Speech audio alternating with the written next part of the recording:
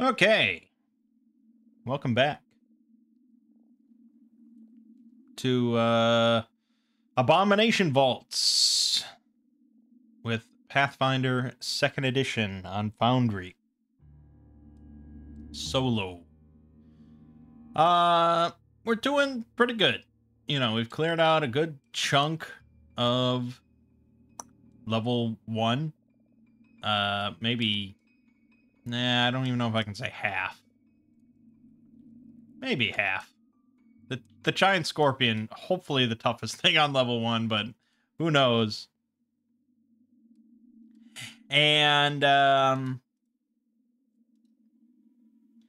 defeating the big giant scorpion, barely, and Buzzard fucking barely surviving at the skin of his little goblin teeth, I think we went back to town, and I think we kind of just rested up, patched everything up, all that sort of stuff. I think my shield got utterly destroyed by the scorpion. I think it hit me for an insane amount of damage. I don't know if we want to scroll all the way back exactly to see how much damage it did, but it was a lot. Oh, there it was. Yeah. It was damage for 15, but 17 damage made it through. So yes, my shield is utterly shattered. It's still in my inventory. It doesn't seem to be noted that it is broken, or that it's destroyed. But it certainly was. I think we have to just delete this. So I think while we're in town there, we're gonna do some other stuff as well. He's gonna go to Wibble, who handles all the funds, and ask him for money to buy a new our new shield. And Wibble can see the logic and such things. So we're going to sell these elixirs, because I think neither one is that great for us. And I don't know I assume it's half. Is that our guess? Selling items is around half.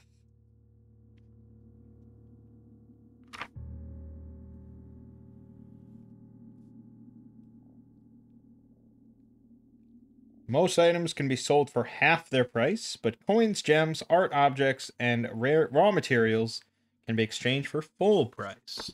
Okay, so yes, half price. So this is 2 gold, and this is 3 gold, 5 silver. So that is pretty good. That's 5 gold, 5 silver that we will add. Pretty nice, considering the steel shield is like 2 gold. We also can sell this Peridot bead for another 2 gold. So we will do that. I don't think anyone else has anything that I'm too interested in selling. So that's all well and good. So we probably just want another steel shield. I don't know if there's many other kinds of shields that are good.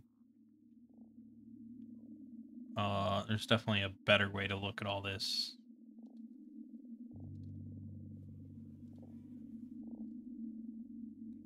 Now, there's... Oh, how do I get to that screen? That nice screen of... That's it. The compendium browser. Perfect. Okay, so this is by level. Most of this stuff is common, so I think most of the stuff we can just buy. So the steel shield here is 2 gold. 20 health, 5 hardness. There's also then the tower shield, which has 20 health, 5 hardness. So its really only benefit is that you can take cover as an action behind it to increase your armor plus 4.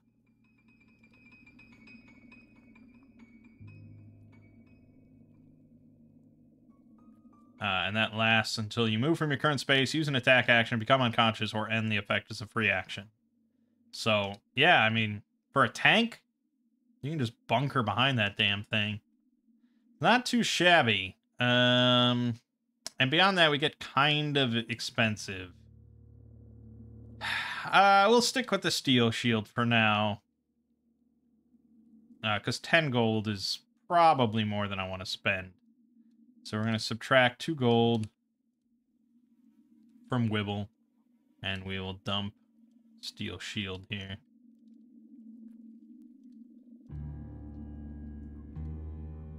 Okay.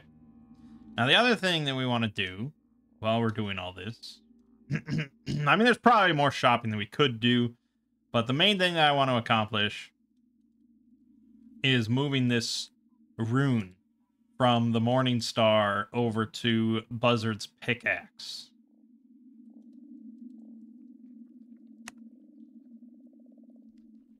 So to do that, we have to do a crafting check, which takes a day, I think.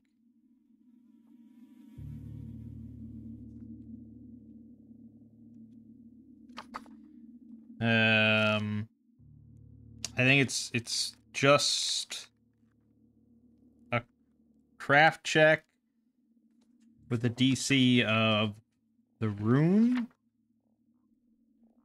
being transferred, and the cost is 10% of the rune. And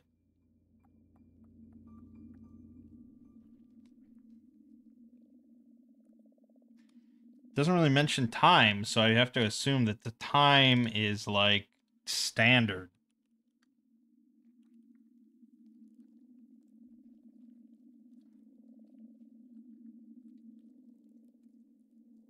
DC is the level-based DC. Can be modified by the rarity of the rune, blah, blah, blah. Transferring a rune requires craft downtime activity, takes 1 day. If you transfer a rune from one weapon armor to another, you need to pay 10% of the rune's price in materials.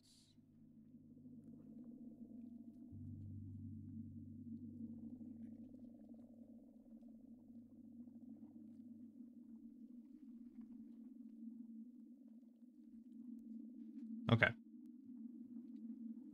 So we'll spend a whole day chilling, maxing and relaxing as one character spends time crafting.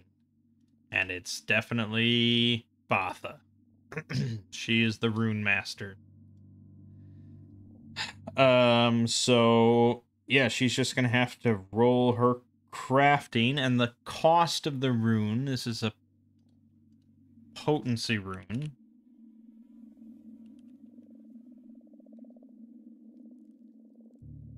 Weapon potency +1. It's 35 gold, so that's 3.5 gold pieces that we have to spend on miscellaneous magical substances.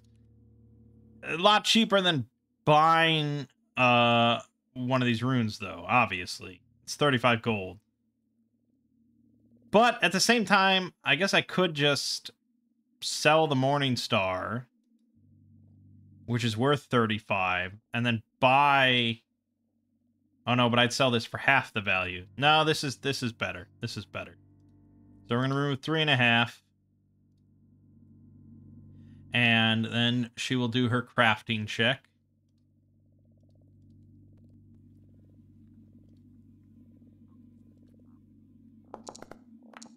You son of a bitch.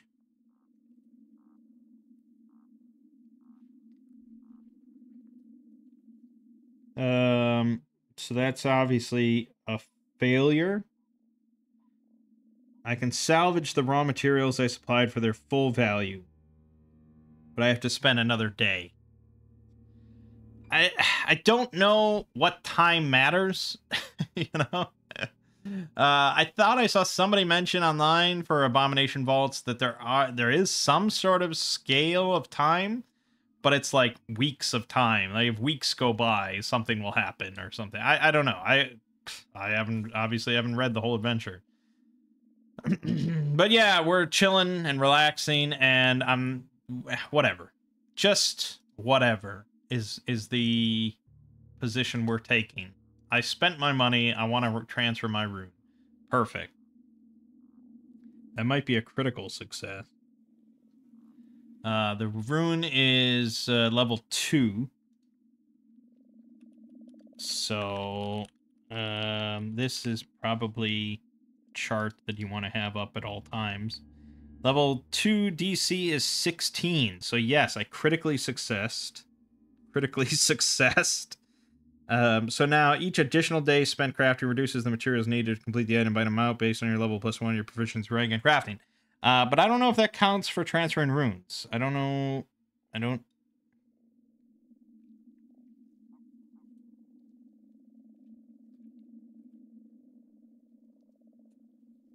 I think this is a special action.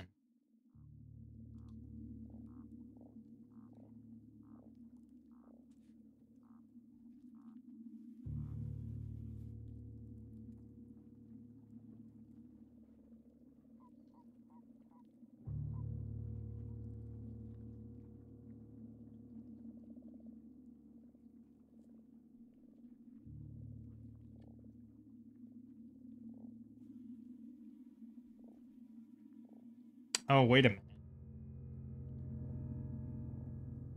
Okay. So I think I did it slightly wrong. 10% is the full price. So you pay half that up front, which is what you normally do when you craft something. You pay half automatically right away. And then you roll. And then based on that roll, you can then work additional days to lower the price. At which point, if you don't do anything else, if you don't spend any additional days, you then have to pay the other half of the price. But you can work additional days to lower that other half down to theoretically just paying the half.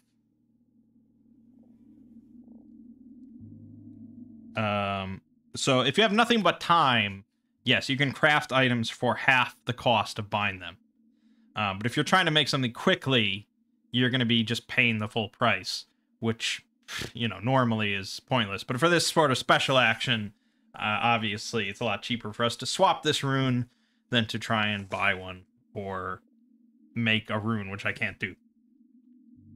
So I already paid the full cost without realizing that. So we have transferred this rune. So we're going to go into the Morning Star. We're going to edit this so it's nothing. And this is now a basic Morning Star worth 1 gold. So I guess we'll sell that for 5 silver. Because why not? And then we're going to go into Buzzard's inventory, go to his favorite old pick. And this now has +1 potency. Shazam! Sweet. +1's not big, but yeah, I mean, that's what most of the game is. Most of Pathfinder is +1. Just in a lot of different ways. Okay, and with all that excitement and downtime, and there's other downtime activities that the characters could have been doing across those couple days. Like they could have been earning income or something like that. I don't know how much they could do over the course of 2 days. So these are things you can do. You can earn income using a variety of skills. Some skills might be much harder to earn money with others. Crafting, lower performance are the most reliable. The GM determines the levels of jobs you can find as noted in the earn income activity. It's often in your best interest to determine what type of jobs are available for a small variety of skills. You can take on the most lucrative or interesting option. You can also do a long-term rest where you just spend all day and night resting. So you heal hit points equal to your con modifier, multiplied by double your level. Not much, but, you know. Retraining, this allows you to take different feats, skills, some selectable class features, if you want. I don't know how much time that takes. I guess 1 week of downtime retraining, doing nothing but retraining, lets you swap 1 feat out. You can also, of course, shop and craft. We already know that. There's other things that you could do. Work with your GM to determine. You might acquire property, manage a business, become part of a guild, curry favor in a large city, take command of an army, take on an apprentice, start a family, or minister to a flock of the faithful.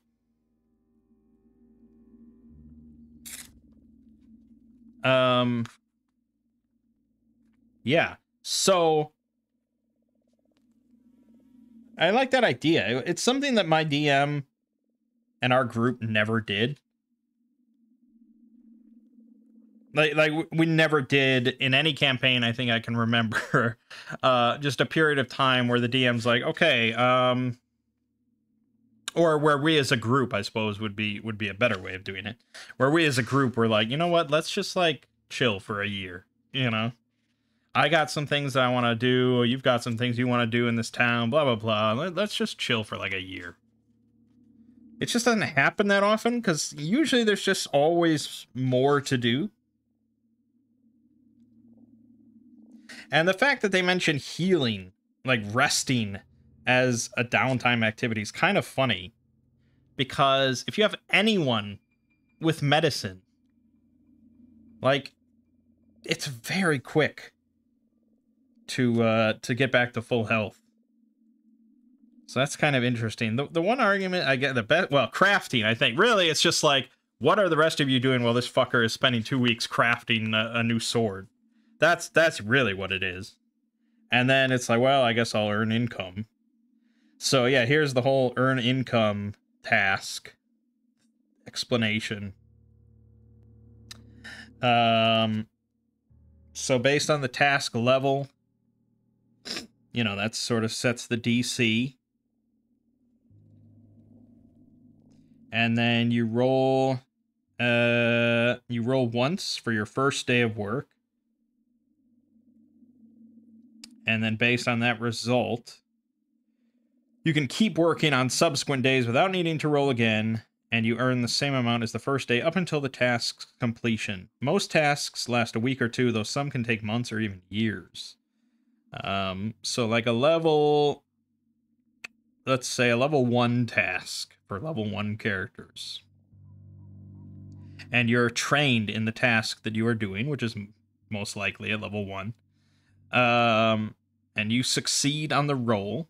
You know, say you roll a 15 or something like that. Each day that you do that task, you will earn 2 silver pieces. So after 5 days, you'll have a gold piece. After 10 days, 2 gold pieces. And yeah, if your person crafting is spending 2 weeks making something, and you're just like, all right, I guess I'll I'll go work blacksmithing or, you know, do generic shit like that. And you come back and you've got 2 gold, or, you know, 2.5 gold at the end of it. At level 1, it's not nothing. And it's just a nice little bump, I suppose. Obviously, at higher end tasks, once you're like a master in something, you're earning, you know, like 10 gold a day or something. But obviously the costs are quite a bit more significant then. Yeah, it's I think that's probably the most clear way that that's all going to come up is while someone is doing long-term crafting. Especially like if you want to do like alchemical crafting or something like that. And it's just like, okay, I'm going to convert most of our wealth to healing potions. It's going to take me 8 months. What are you guys doing in the meantime? But you know, it's not a bad idea. I think it's kind of interesting. But of course, as a DM, you know, it's like you should keep in mind that the world is a living, breathing thing. So stuff should be happening in that time frame. I don't know. Depends on the group, depends on the DM, depends on the campaign, all in all. Okay, I think we're ready to go then. So last time we had squeezed into here and killed the giant scorpion. Let's squeeze back in. It does not matter at this point, and there's no penalty for failures, so I'm not going to roll acrobatics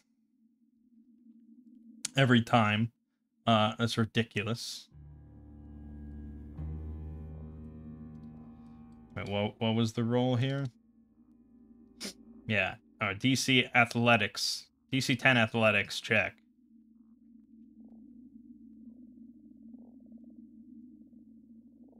Yeah. It's just...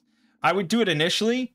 If I was the DM, I would absolutely... Like, the first person, like, yeah, okay, you know, climb in there. And then the first person succeeds, and they get in there with the giant scorpion. And then it's a very big factor on if someone fails that check or not. I'm still a little iffy on the action economy required to go through there. I guess it's just more difficult terrain. And this is all kind of difficult terrain. I was probably a little too generous to myself, but I nearly died anyways, so... but after that initial encounter, like, whatever, who cares? You're gonna pass, you're all gonna get in here, who cares? Okay. Let's listen at the doorway. See if we hear anything.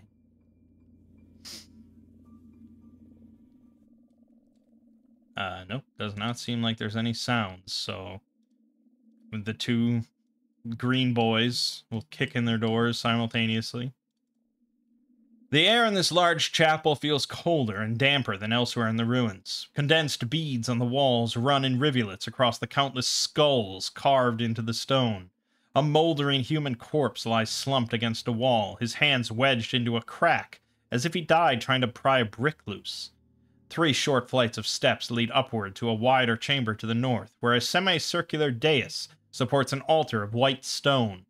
Beyond the altar loom 4 stained glass windows, each 20 feet tall, and depicting 4 haunting scenes of ghosts rising from overgrown graveyards toward a 4-pointed orange star high above. Corpse to the south lies slumped next to the secret door. Once a human man, this thief snuck into the temple through the secret door months ago in search of a treasure, only to find himself outclassed by the corpse light lurking in this room. He perished just before he could reopen the secret door to escape from them. Alright, the heroes can easily spot this secret door there. There you have it. Corpse lights. 2 long-dead acolytes of Nimbaloth have decomposed into little more than mossy skeletons sprawled along the eastern edge of the large chamber to the north, initially out of sight of anyone entering from the south. They're far from harmless, however, as they harbor eerie creatures called corpse lights. The corpse lights rise when the heroes approach the northern chamber. They fight until destroyed, but don't pursue heroes who flee. The first corpse light to fall and be reduced to its wisp form animates the corpse of the dead thief at the secret door if it's still available. Or, in an even darker turn, a dead hero. Great.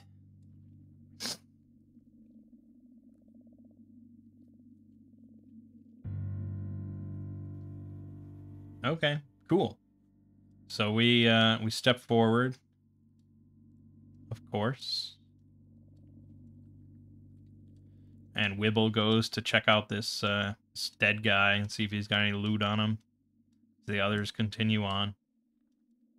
And we've got corpse lights here. Just says that they attack as they approach the northern chamber. Specifics of that, hard to say. Probably like here.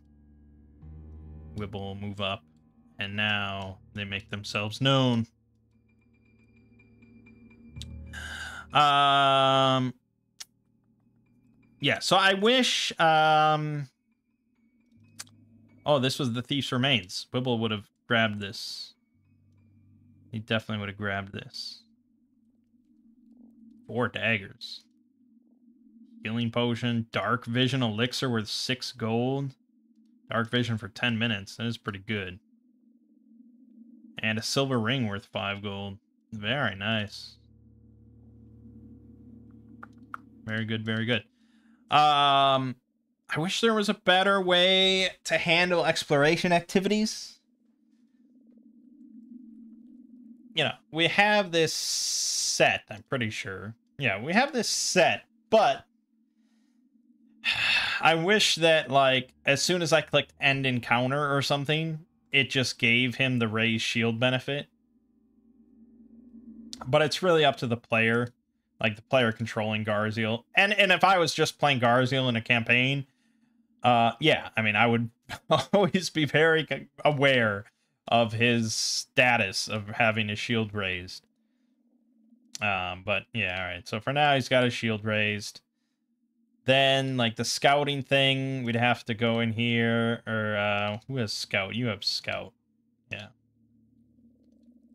So you'd click that, and then they'd all get that. And you know, the buzzard player would hopefully be on top of that.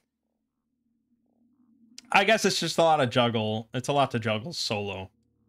Especially when there's so many other things that are automated. It would be nice if this was in some way automated. But, you know, your exploration activities can change all the time. And they probably should throughout normal play. It's just for me, like, I'm not switching it up much. So, that's all there is to say. Okay, let's grab these, throw them into the encounter. And nobody is rolling any weird thing. These corpses just rise out of the skeletons. Oh, they're wisps controlling skeletons. So really, we think we're fighting skeletons.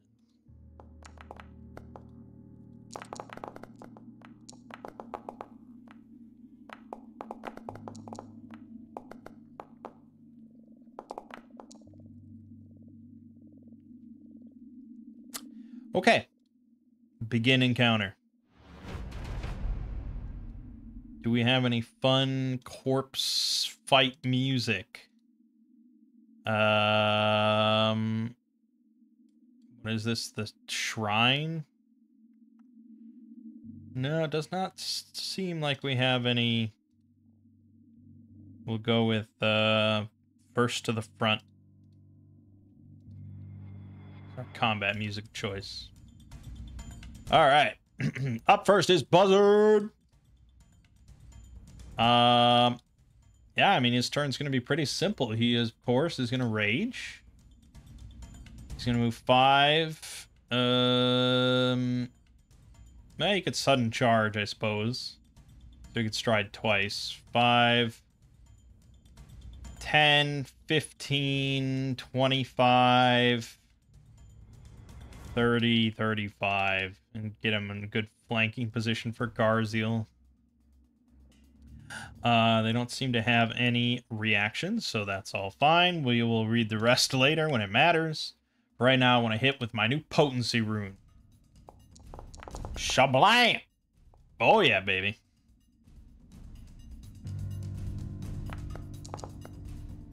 $13 damage. Okay, did not lower that bar as much as I had hoped for 13 damage, but yeah, you know. Okay, Wibble is going to... Yeah, I don't know if he has a shot here, to be honest. He'll move up here. He'll do a hide check behind Garziel. He will fail. And then he'll just shoot.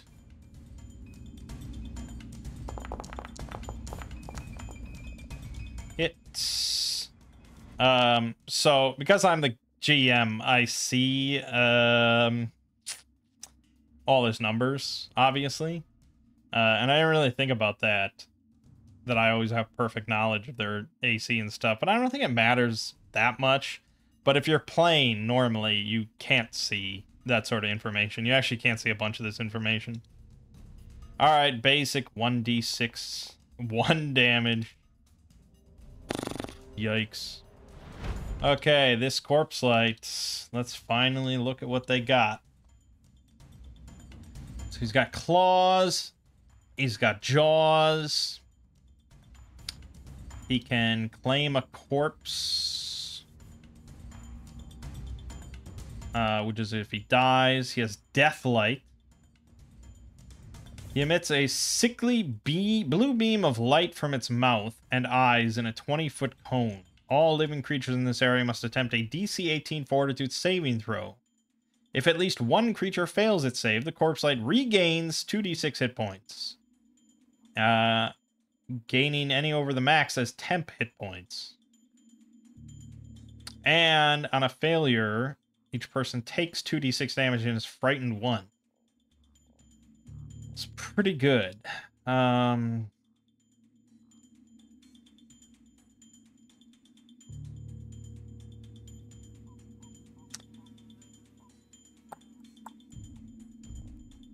boy.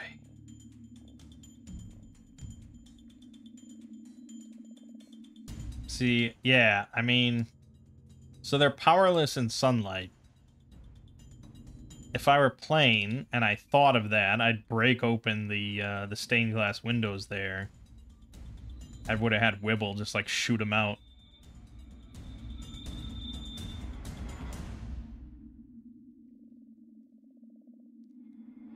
It's kind of weird that they're not in the light at the moment. Oh, wait, hold on. That was a +1 rapier? No. Okay, the text says that was a +1 rapier, but I did not get a +1 rapier.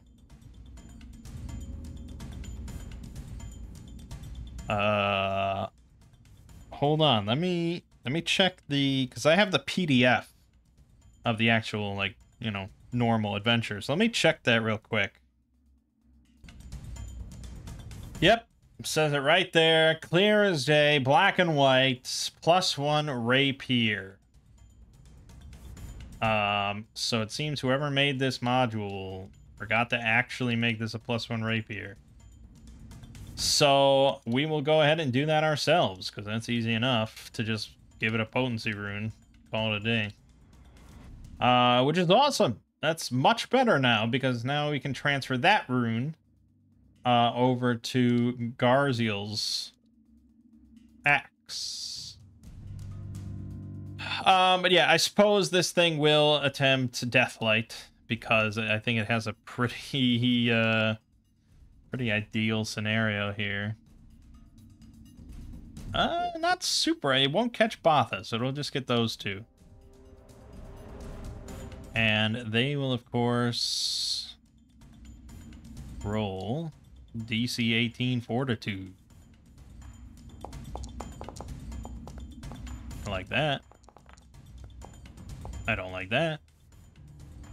Okay. Wibble critically succeeded. How did he critically succeed?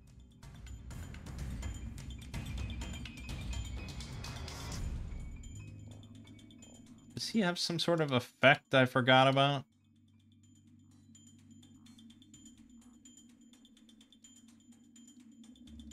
No.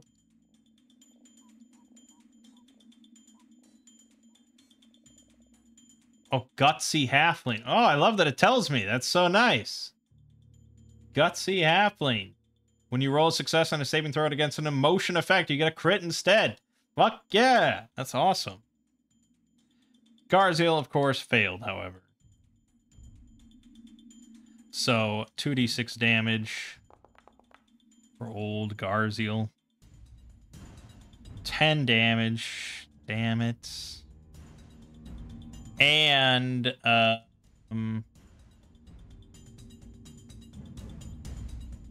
he is frightened 1. Which does not help the situation. And This thing is going to heal for 2d6 hit points. Only 3, thank goodness. And that was his whole turn. Okay, Garziel.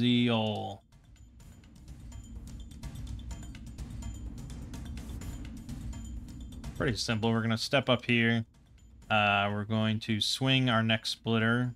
+6 on the roll is terrible. But we hit regardless. Thanks to that blank. No, we would have hit regardless. Okay, 1d8 +4. Come on. Yes! 11 damage. And we will raise our shield. Actually, why didn't I shield block this? Undo that. Block. Yeah, there you go. Hurts my poor shield, but that's alright. I think Wibble... Is it Wibble? Yeah, Wibble has quick repair. He can repair in 1 minute. And repair doesn't cost anything. He doesn't actually have a repair kit, so we will have to go back to town to buy that. Which for 2 gold pieces. But, yeah, so anytime, basically, after a battle. Especially when, you know, you're like treating wounds or something like that. Just fucking patch it up. Even without quick repair, it only takes 10 minutes. Which you're often going to spend anyways.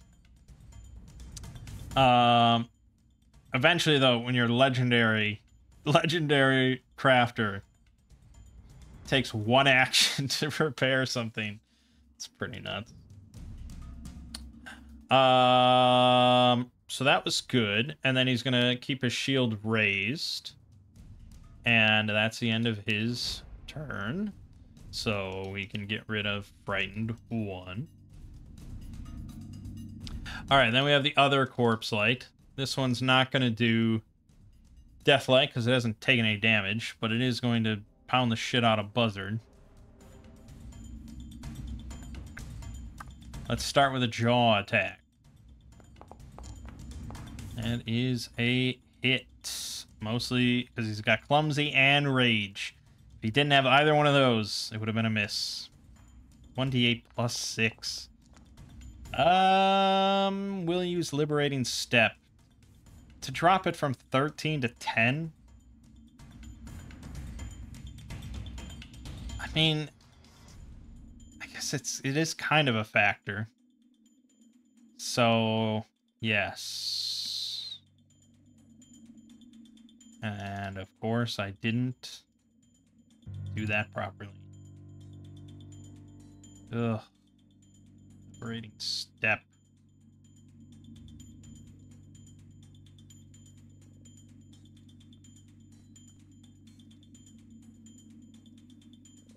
Yes, I'm sure. Thank you. Okay, so that was his first hit. Then he's going to do these claws, because they're agile, so it's less of a penalty. Thankfully, he rolled a 2. And then a +2. Needs a 14 or higher. He rolls a 16. Why not? Why not? 8 damage. Ow! These corpse lights are no joke. Bother, what do you got for me? Heal? Are we healing somebody? I think I might have to heal Buzzard, who is 9 HP left. So yeah, we will move like here. I could do... Yeah, I'm actually tempted. Hold on. Not moving yet. But she has to move. Otherwise, that 30-foot emanation's not gonna do much. I'd love to do it, because it would hurt. Although it is... They're actually not weak to Vitality Energy, so they won't take extra damage. It would be 1d8 damage to them. Which is practically nothing, and I'd rather keep Buzzard alive. So we're gonna do that. Alright, well, you know, it worked out. Okay, Buzzard, let's make it happen, man. beat that thing dead. Ah, you rolled a 6. Buzzard, why are you doing this to me? No, Buzzard! Okay, I need a 17 or higher on this roll. Alternatively, I just move so that I don't die. Yes, that is smarter. 1, 2, 3, 4, 5. Go over here. Wibble Fizzle Crank. Last turn he did was fire. Because he moved and hid and fired. So he's going to have to move here, reload, and fire.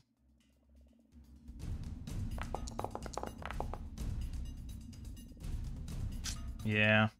Without sneak attack, it's not very good.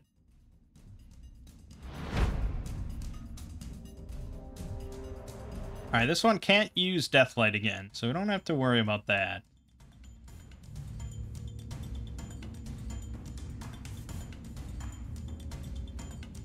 I mean, he's probably better off just, like, lashing out and trying to just kill Garziel. Or, you know, he could rush up to Botha and try and shred Botha as well. Since she's throwing out vitality energy, healing people and shit. He'll move up and try and bite her. Try and succeed, of course. So 1d8 plus 6 there for 9 damage. And then he'll try and claw her as well. And he will succeed. For another 9 damage. And she is down. Dude, these enemies are getting to be no joke. These are 2 level 2 enemies. And I'm... Ugh. Okay, unfortunately Garziel has no flank here, because if Botha had stayed up, there could have been a flank, but it's not happening. So Garziel will just swing. Bada. Swing. Actually, I lay on hands as well. 1 action.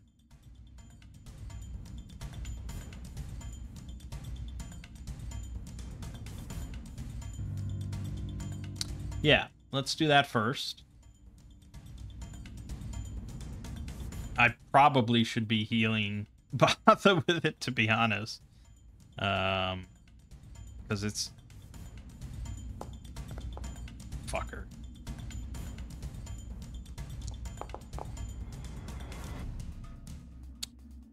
Two damage from that. Should I just move and heal Botha? No, I gotta try swinging. Because that didn't count as an attack, thankfully. The second action is a swing. Good. 7 damage. It's nearly there. And then his third action will be to raise his shield again. Okay, this other corpse light. Still can't get a flank, but he'll just move up. And, try and jaw him. Try and succeed. It hurts, man. He will definitely use shield block. But that's... my shield's broken again. Shit. Okay, and then claw with the third action, which is also a hit. And one that I cannot block. So he's nearly down as well. Oh, she should have had this. And we always give him the healing potion. So it does automatically, I guess, delete those. Oh, no, it doesn't. Okay. It does not. I mean, it probably would if I actually used the clock and the world's clock here. But, yeah, so he can use a healing potion on his turn. Okay, Botha's turn. She's dead and dying and all that, so she's got to roll her recovery check. Which is a 2. So now she's dying too. Over to Buzzard. Buzzard is going to end this thing, finally. Guaranteed, baby. Crit. Of course, now he crits.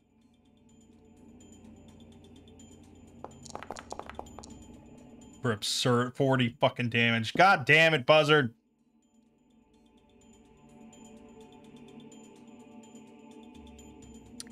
So it's instead reduced to 1 hit point as the corpse collapses to the ground and the corpse light emerges in its wisp form. It's tiny, can take no actions other than claim corpse or fly. A corpse light that starts its turn in wisp form must attempt a DC 16 flat check at the end of its turn. If it fails, it loses 1 hit point. Corpse light reduced to 0 hit points while in wisp form is destroyed. Okay, how are we adjudicating this? Okay, there it is. And it's at 1 hit point.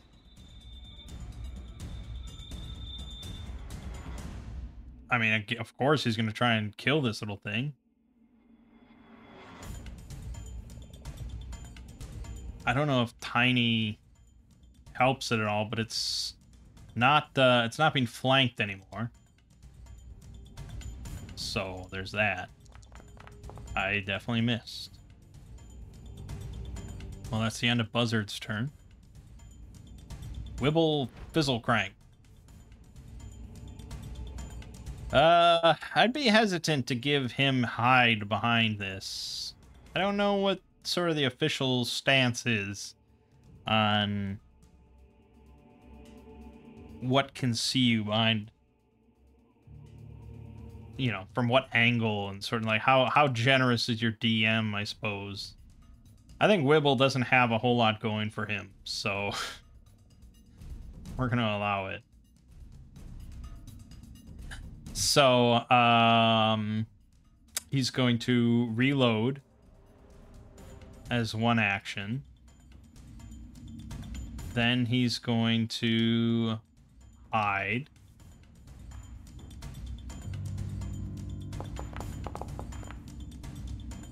Which is just barely a success, although I always forget to add the +2. And now we get to roll a shot.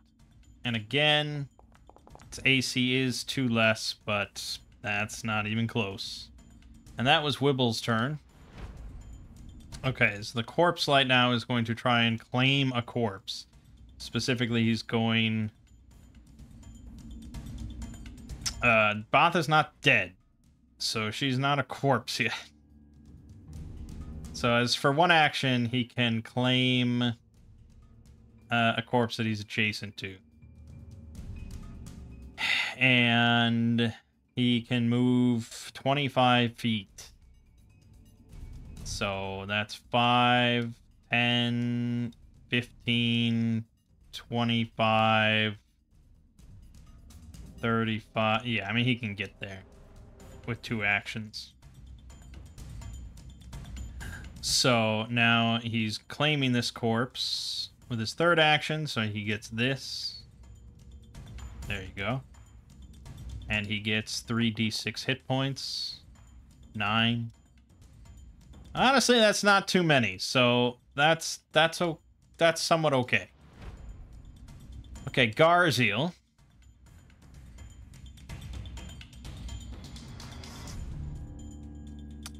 I think we want to put this thing down before it can do, like, Deathlight again. I haven't been keeping track of rounds, but it's round 3.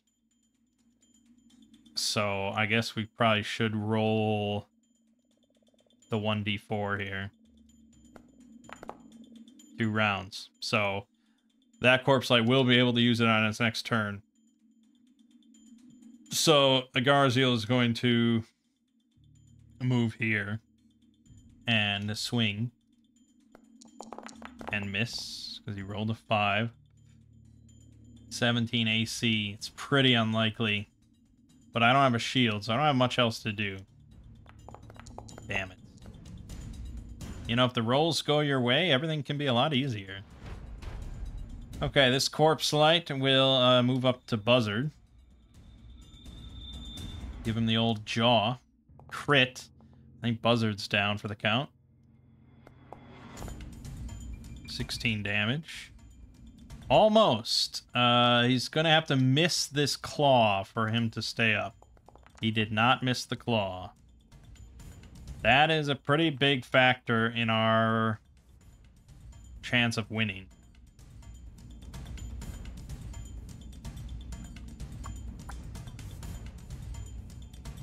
Okay, Botha. She's going to make another recovery check.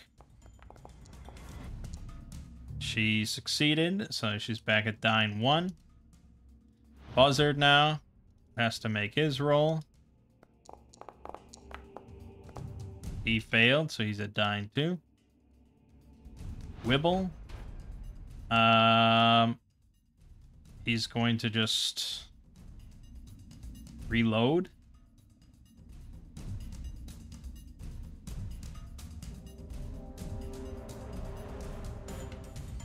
I wonder if the rapier wouldn't be better. +1 rapier. Okay, he's going to swap out his musket for his rapier. He's going to move up. And he's actually going to try and stab this thing. It's unlike him, but he's got 2 people down. He rolls a fucking 7. God! If we had a flank set up, it would have been fine. But he couldn't, you know, 5, 10... 15, 20, 30. He would not have been able to do it. He should have just given Botha a healing potion or something. Yeah, he's got nothing. Okay, it's Corpse Light.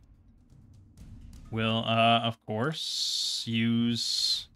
I mean, it makes the most sense. It's just extremely cruel on my part. But yeah, she could do that.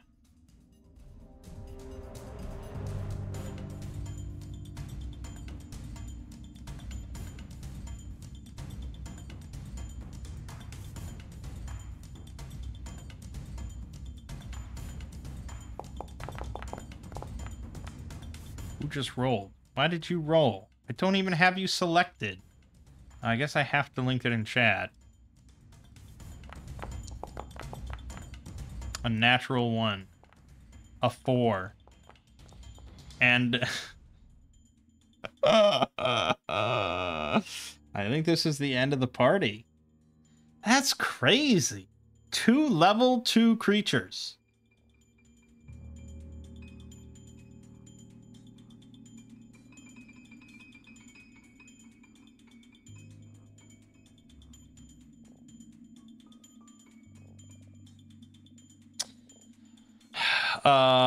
But I mean, okay, so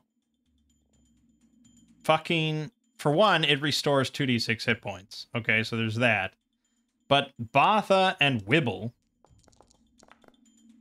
both take 18 fucking damage.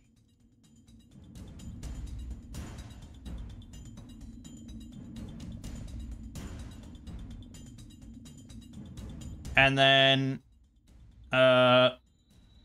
Garziel takes 2d6, of which I rolled 5s. Meaning that they're all down. My entire party is down. The encounter is over. Because these things will just devour our corpses. And yeah, they're all dead. That was a TPK right there.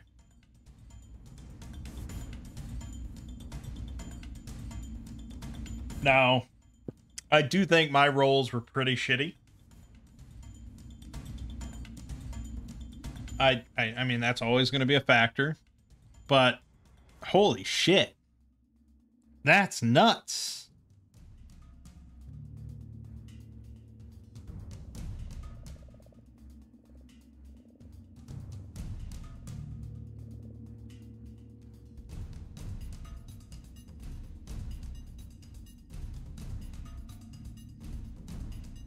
Um...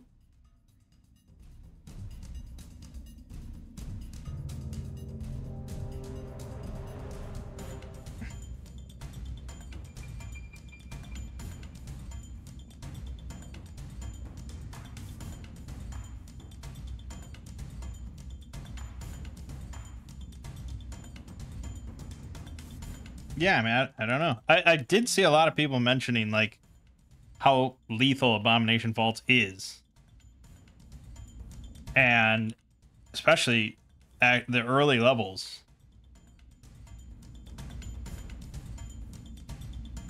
Another one that can prove to be deadly is the corpse lights in the chapel. I opted to not have sunlight affect the room, but I think the intention is that it does. So the corpse light's sunlight powerlessness is mixed in to make it less deadly. That would be pretty big. And doesn't really make much sense.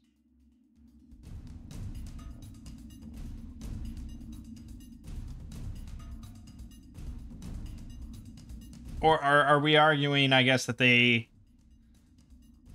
wake up, the fight starts, and they have stunned 2.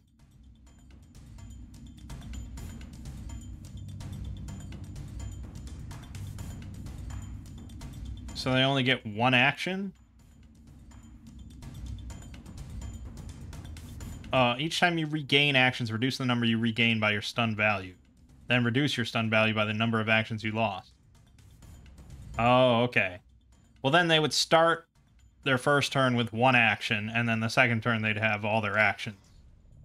And then Clumsy 2...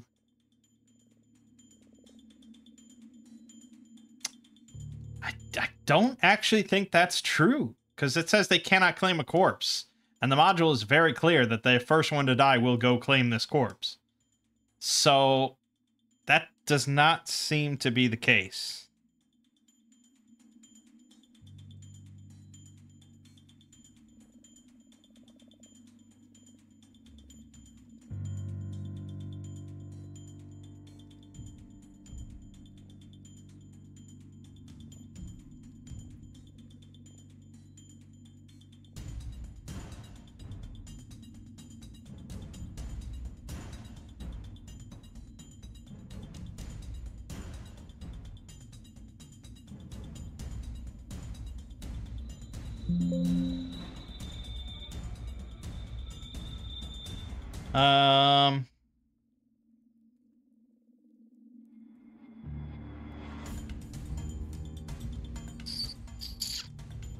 I don't know. I mean, maybe I should have just ran.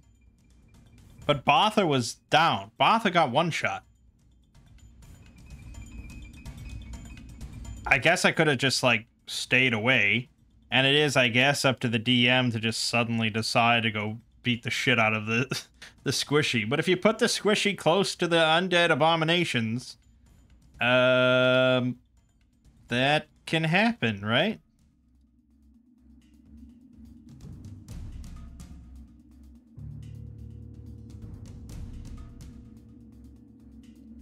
I think I probably should have gone back to my earlier thought and allowed myself to shoot out the stained glass windows, which would have given them stun 2 and clumsy 2, and then they wouldn't have been able to claim a corpse. I think that's more the intention. You don't put enemies in a room next to stained glass windows and give them sunlight powerlessness if you don't kind of expect players to shatter the stained glass windows. So I honestly think I purposefully denied myself something kind of fundamental. So what do we do now? I have 3 options. 1, I make a new party and we go in here again. I'm not inclined to do that. Because making 4 more characters and getting them all set up and everything does take time, does take a while. And I do like these characters. Option 2 is I just quit. And we say that's the end of Abomination Vault. I'm not inclined to do that either, because I'm enjoying it. So option 3 is save scum. we reset the encounter back to where it was and start it over. Which is the option that I'm going to take because it seems like the most fun option.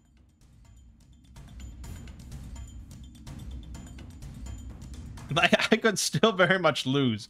So it's, you know, it is what it is. But he's gonna remove that. We've got skeletal. And you're gonna go back to full health. And you were already at full health, so there's that. And then we need to just reset you back to full. Okay. Back to full, back to full. I mean, everybody was full, if I remember. Garziel will make sure that his shield's back in business. And make sure that he has shield raised, because we were doing that. And he has 24 HP. I believe that's all correct. I don't think I used any consumables during that fight, even though I should have. I did use his lay on hands. So there's that. Batha, you are not dying either. We did use heal from her, so we're going to have to bring that back. That's fine. And remove prone. I think that's correct. And Wibble. Back to 14 health, which is not very much.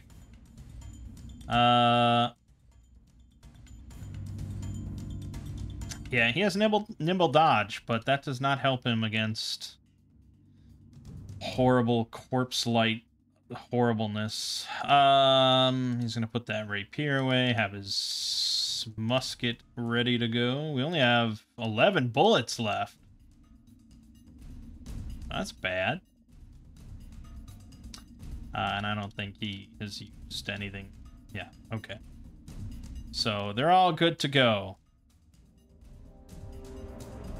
This is encounter as it kicked off. Okay, save scum complete. Let's do it again. This time it's all gonna work out. But this time they're going to have better luck. And I remember what I'm doing. This is what I was doing. No, not that. There you go. Okay. Roll them bones. See in there, it'll automatically remove the scouting buff after they roll. I like that.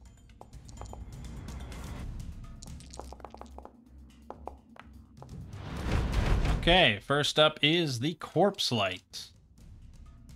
The further one. Yeah, movement 25, I assume. Yeah. 5, 10, 15, 20. Right up the buzzard. And he will bite with the jaws. That is a hit. He will liberating step, actually. Yes. 8 damage. Then his third action will be to try and claw him, but that will be a miss. Okay. Wibble Fizzle Crank. He is probably going to have to move here. Then he's going to attempt to hide. Come on, Wibble. I really wish your hide was better. Critical success! I don't think that means anything in this context. But it feels good. Okay, so we actually get this, and his AC is 2 lower. But does not matter when you roll a 4. Fucking hell. Yeah, I don't think Wibble is a good character. Let's just put that out there. All I wanted was a gun, but I didn't want to pick Gunslinger because I wanted to be kind of more towards the core rulebook sort of stuff, and Gunslinger seems out there. But guns in general are out there. There are no guns mentioned in the player core. So, I don't know. It's more just the appeal of having a gun, even though it's really... I've made it a subpar option here. I don't know why I picked Rogue. I wonder if, like, Ranger with a gun or something would be better. But that's Wibble's turn. Buzzard is going to... Buzzard is going to delay his turn.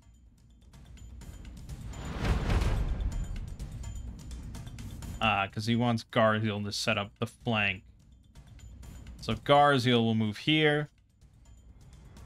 Strike with his big axe. Crit. Ooh, yeah, boy. Yeah, boy. So much better. 16 damage. And then he will raise his shield again. Okay, and now Buzzard's gonna go. Rage. And, swing. Crit! Oh, yes! It's all coming together! 28 damage! Boom!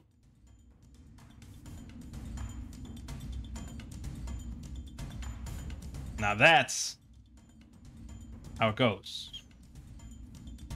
And yeah, it's a little ridiculous. I mean, you know, rolls. Like, that's D20. That's a D20 system. It's gonna come down to rolls. There's not much you can do about it. Okay, so he raged. He swung.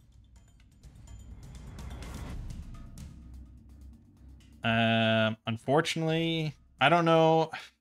It put it in the upper left, but really this corpse like could be anywhere, right? Actually, I think I can target it from anywhere in that square. This is all one square, the 5-foot reach. So he'll try and swing a second time.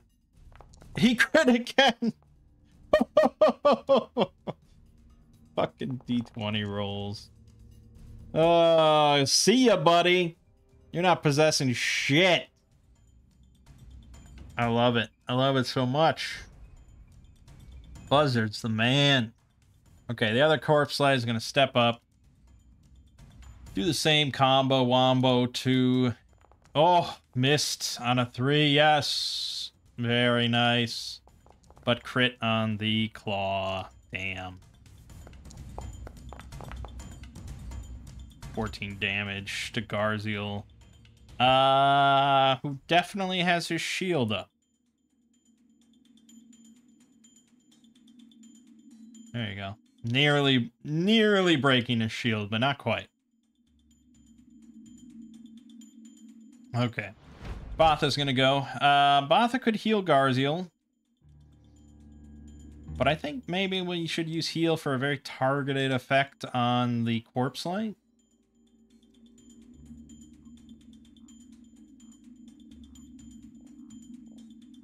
Yeah, let's do it that way. Let's cast this. Heal versus undead. Has to make a basic fortitude save. Rolls a 10, so it takes full damage. Really? It's only 1d8? Yeah. It's not really designed for this. Okay. Only 5 damage. That's probably not worth 2 actions and 1 fucking cast of heal.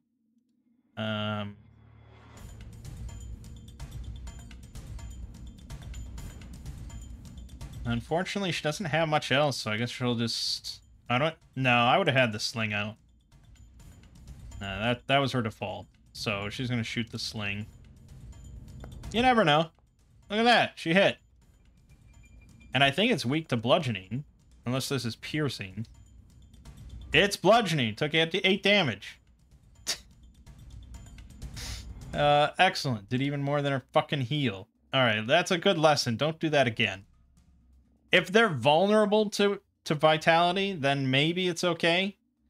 But in that case, that was no better than... I should have done the emanation then. I thought it was 1d8 plus 8.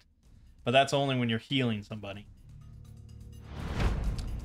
Okay, Wibble Fizzlecrank is going to reload. He's going to attempt his hide, as usual. One day, this will all work out.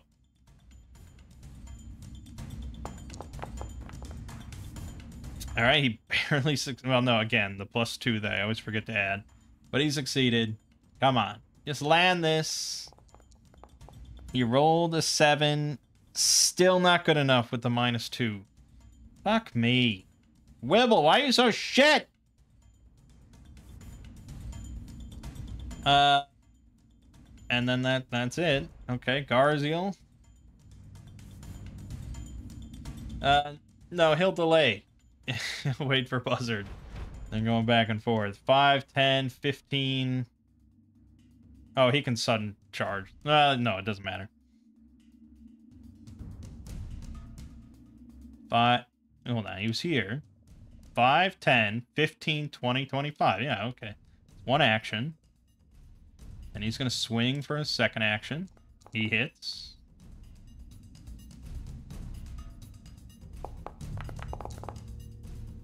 $13 damage. And then he'll swing for his final action. And he will miss. Okay. Whoops. No, now it's Gardiel. Who's going to swing for his first action. Hitting. Thanks to that off guard. Oh yeah, max damage. And then he'll swing for his second action. He hit. I think this is the end.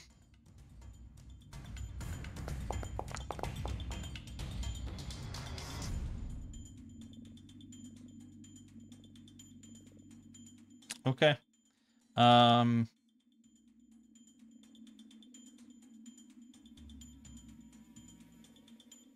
Yeah, I think they both will try to...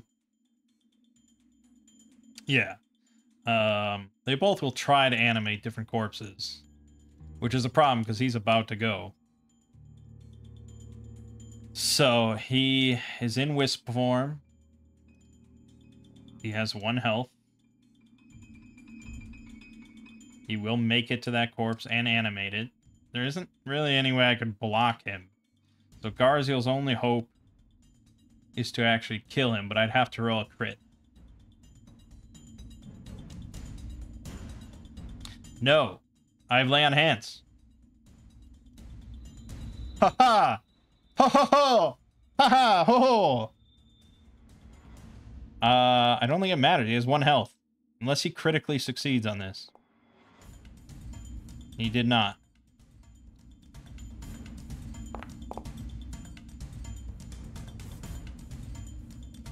Oh, well, I should have done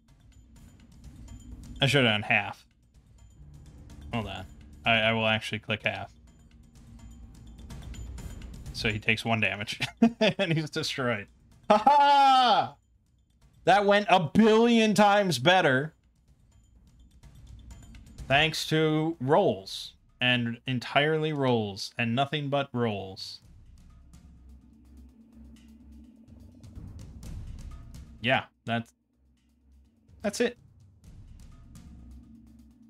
So, yeah, it's hard for me to feel bad about saves coming. Because, much like when you're playing Baldur's Gate 3, or, you know, Wrath of the Righteous, there isn't a DM there to fudge things, or kind of, you know, give you some wiggle room, or things like that. Kind of to work with the ebb and flow of combat. And, you know, kind of run things to everyone's, you know, max enjoyment. Baldur's Gate 3, Wrath of the Right, you know, these are just video games. They have rules. There's no emotion behind it. There's no flexibility to it. And that's why that's why you have the option of saves coming and reloading if you die.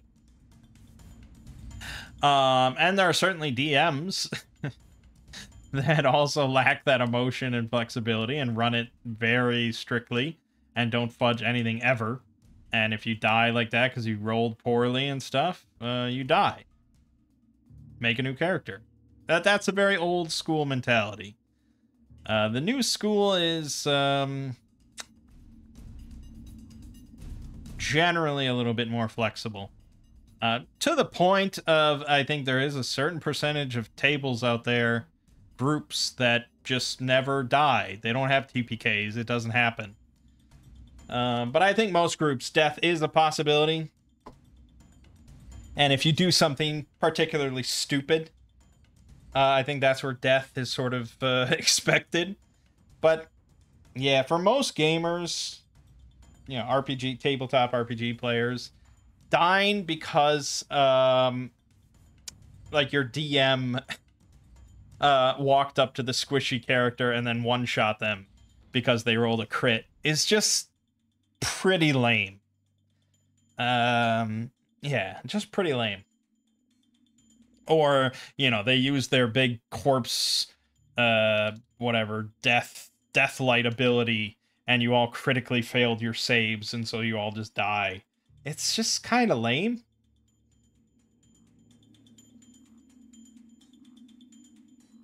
You know, in my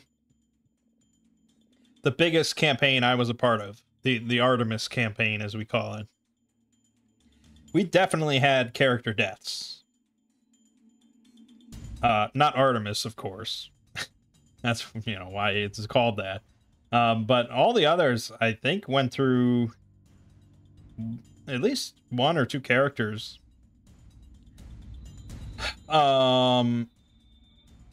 Just because, like, you know, shit happens.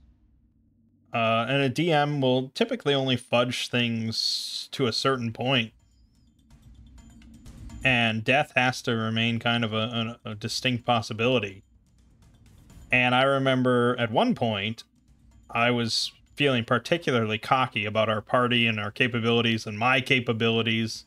And so we had heard rumors about this big, like, volcanic dragon that lived out on this island. I don't remember the specifics of how we heard about this, but I was like, let's go to that island and just fuck that dragon up. And, yeah, we went to that island, and that dragon fucked us up severely. It was like, we were like level 8 or something at that point, and this was like a level 16 dragon. Or it was quite powerful. Like, we had to crit, essentially, to even hit it. It was bad, and we very, very nearly TPK'd. And that would have been justified. It would have been a bummer, especially, like, the blame would have been mostly on me because I led everybody there. But that was just like hubris. And it's like, yeah, if players go and pick a fight with something way beyond their level, you know, the DM shouldn't coddle them and be like, "Oh, poor babies. No, let's get you away from all that." It's like, no, get fucked, losers. Anyways, enough of that talk. So, we are up to 690 XP. That's a very solid number. Let's cool the combat music now.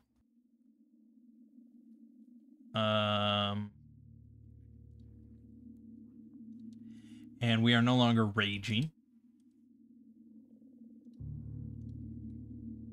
We'll remove this.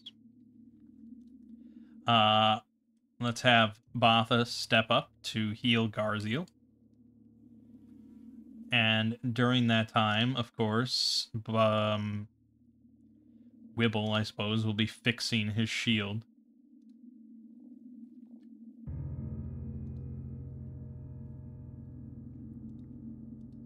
No, not medicine.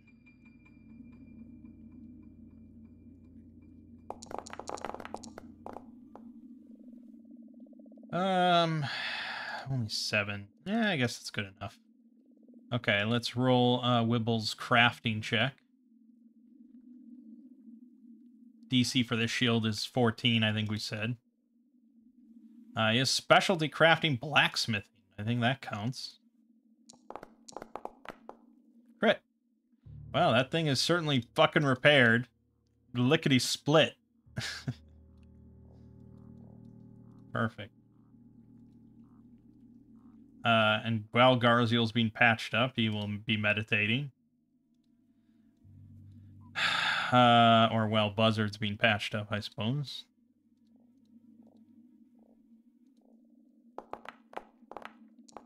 So close. Okay, well, we could wait an hour, but I don't really like doing that, so let's just lay on hands. He'll use that up.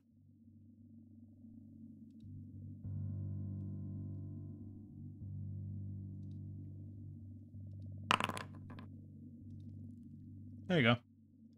Not much, but better than him swigging that healing potion. I could spend another 10 minutes to get lay on hands back, I suppose. Let's do that as we're looking around the room here.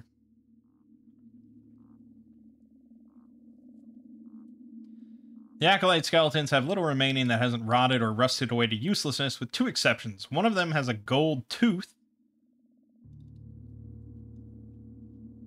Oh, we haven't found that yet. Okay, one of them has a gold tooth, worth 4 gold pieces, still in its jaw. Wibble will definitely yank that out. While the other Acolyte wears a channel protection amulet. Look at this. Magical item. When wearing this amulet, you gain resistance 5 against damage from harm spells if you're living, or against heal spells if you're undead. Oh. See, that's a good thing for a DM to look at before running the fight. To make sure. It's also worth 56 fucking gold pieces. Damn. We're selling that shit. Because how often is harm spells going to come up? I don't know. Probably not that often. So it's a magical item. You see it's invested. And so what that means is that you can only have up to 10 invested items active at once. I don't know what happens if you try to go over that. I think it just deactivates something or something. I don't remember. But yeah, the limit is 10. I thought initially it was going to be like 13th Age, where you can have a number of magic items attuned or whatever, equal to your level. But no, I guess the number is always 10. So early levels, it doesn't really matter. You're not going to get up to 10 items that quickly. Okay, so Botha can roll her DC 25 religion check. Wait, why is she roll? Well, she's investigating, but I guess any character can investigate. So I don't know. I don't think anyone has really religion. Oh no, Wibble should have like everything. Yeah, he has everything.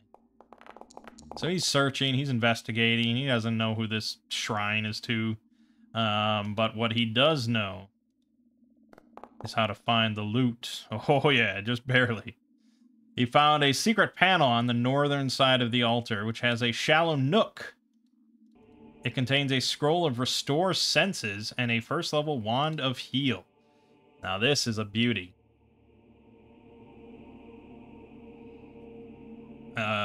So once per day, plus overcharge, it casts the heal spell. So it's the activation is cast a spell, so it's 2 actions. So it's basically like having heal, and it never runs out.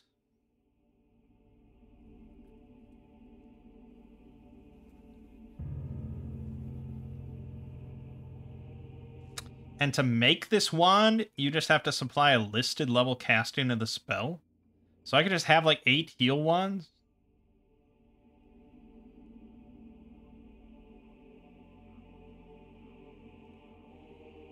Doesn't that seem kind of wild? I don't know what overcharge is.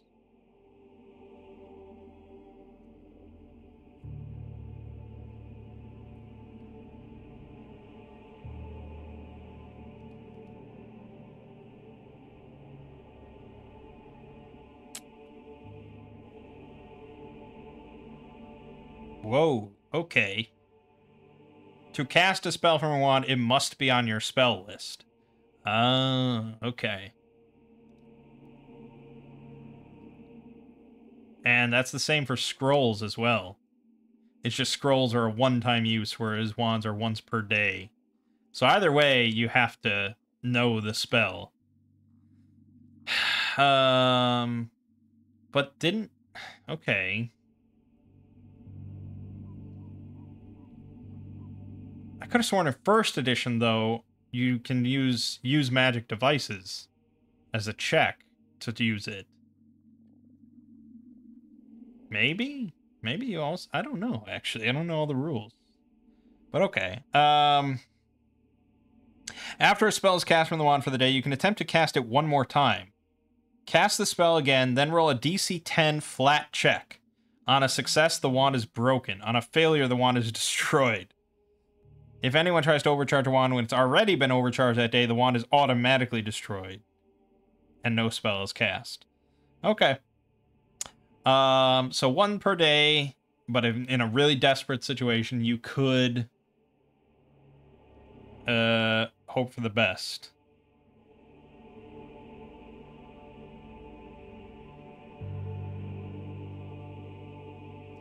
You do have to hold the wand in one hand to be activated, obviously.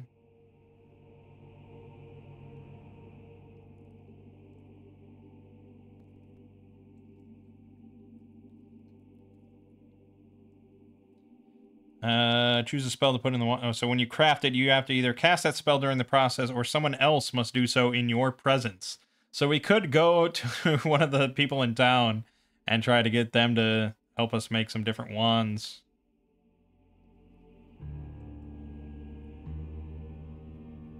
The caster doesn't need to pay any cost of the spell.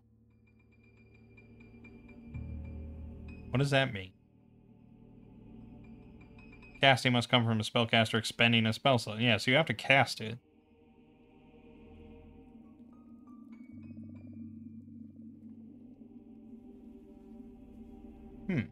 Okay. I mean, it seems like it probably is pretty good to just have a bunch of wands.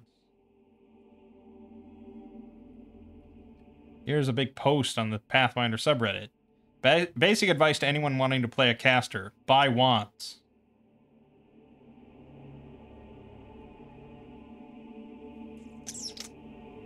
You're thinking to yourself, wow, it's almost no spells. The answer to this is, why do I have no... The answer to the why do I have no magic on my mage problem is wands. And when you get familiar with them, you will love them.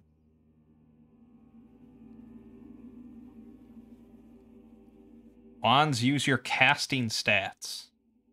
If you cast Fireball from your wand, it's not some default basic bitch Fireball. It's the exact same Fireball as if you cast it yourself. Damn. Every wand you buy is a permanent prepared spell slot of that specific spell forever. 60 gold pieces for a first level wand.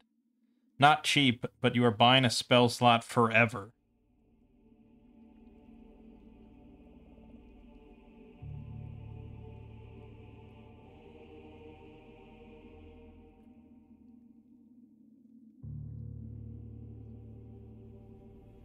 Yeah. The only limiting factor on wands is you actually have to draw your spell slinging, not guns. Well, I'd suggest your wizard take note from pirates and have an entire legion of wand holsters spread across your body to quick draw from. Even that can be too slow. But you can always have your pet raven pick out your wands with its beak and pass them to you.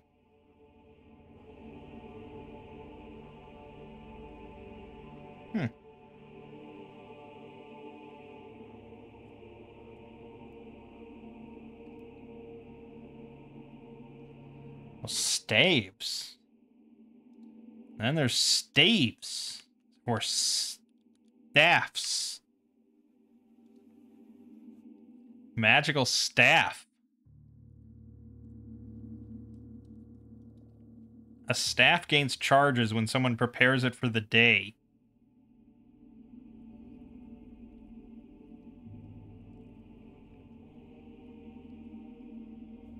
Okay, so a staff is like a super wand. During your daily preparations, you can prepare a staff to add charges to it for free. When you do so, that staff gains a number of charges equal to the level of your highest level spell slot.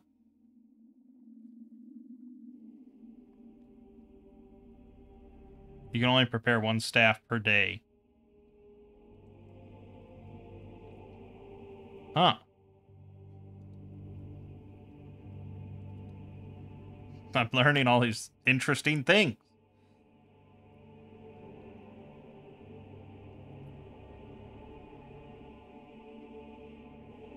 Your spell list is the list of spells you can learn.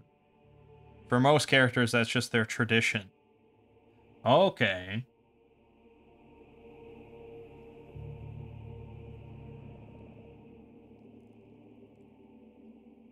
Oh, okay. Your spell list is a list of spells you can learn.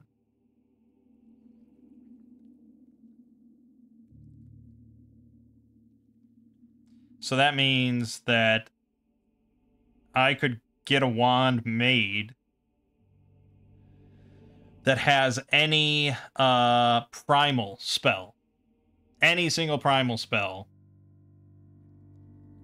Level 1, I think. Actually, I don't even know. I don't know. Maybe it could be higher level. And then I could just cast it. It's pretty good. And if we go to the spell list, primal spells, look at all these level 1 primal spells. Like, there's an insane amount. Look at all that. Look at all that. That's all level 1 primal spells. So, yeah, I could get wands of, like... I could get wands of Breathe Fire. I could get wands of... Fear. I could get Wand of Grease. Wand of Heal, obviously. I can get Wand of... So many good things. Runic Weapon would be good. Shillelagh. Shockwave. Summon Animal. Thunderstrike. Yeah, quite a bit. 60 gold. I mean, right now, 60 gold is a lot. We're not going to be buying wands too quickly. And I'm pretty sure I don't have crafting skills to make them. You need magical crafting. But, yeah, that is very good to know. We're definitely going to want to be aware of that. Okay, so obviously, Wand of Heal going on Botha. And Restore Senses is also a primal spell. I guess this would be a good time to confirm if I can cast a level 2 scroll.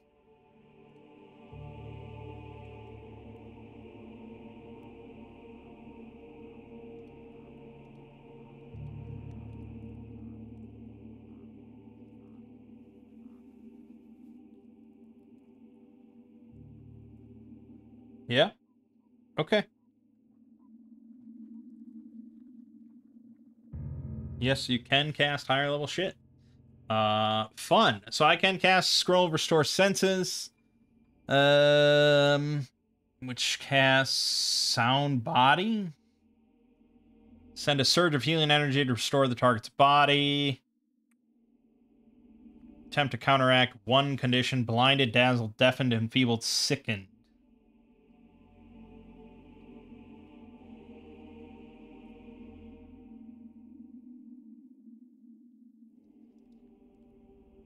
I don't really know what the attempt to counteract it means. And what's all involved in that. But okay, blinded, dazzled, deafened, enfeebled, sickened. Blinded seems pretty bad. So we'll also give that to Both. Good. Good. Sling is one-handed weapon, so let's just have our Wand of Heal. in our other hand, just for when we want to use it. So, I can cast heal twice per day now. Potentially 3 times per day, but we probably don't want to do that. Good to know. Okay. We're all set then. We're all pretty much prepared. We did find this secret door. And, you know, while poking around, it's pretty obvious now that that connects. But there's nowhere else to really go here unless we want to break the stained glass. And Buzzard, of course, definitely wants to break the stained glass, but no, that's just, you know, we don't need to desecrate a shrine for no reason. So we're going to go instead this way, which is a locked door. This is the one that requires a DC 18 athletics check to force open. Pretty sure. Yep. So Garzi will step up to make this happen. He's going to roll his... He's got a 50-50 shot here. He succeeded. Kicks in the door.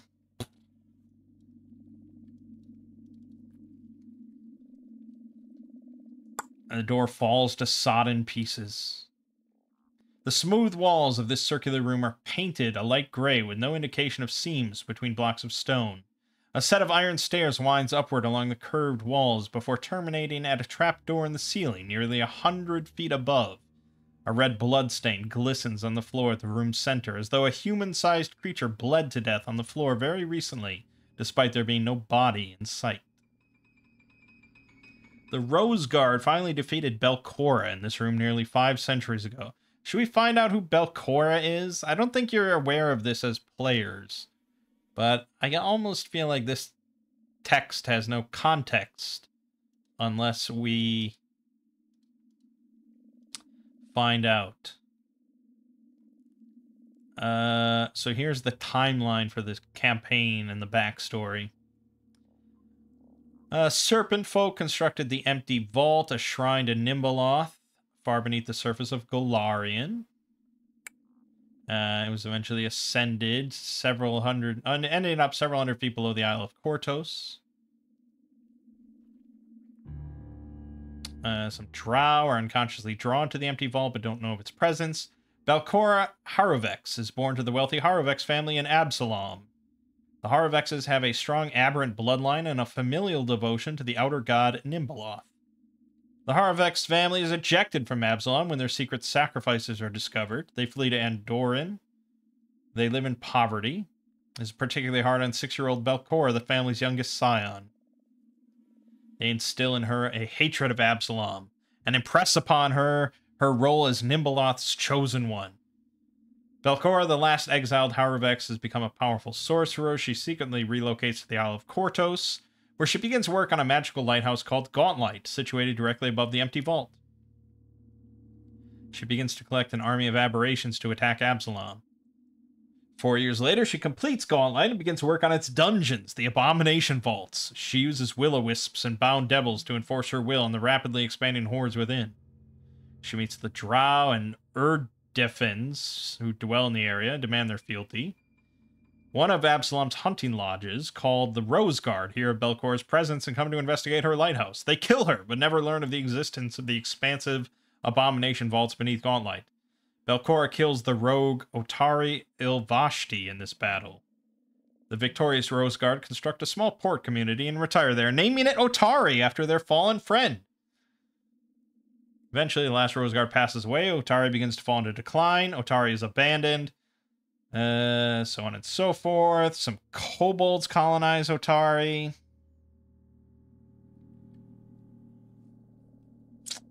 It's eventually resettled after being...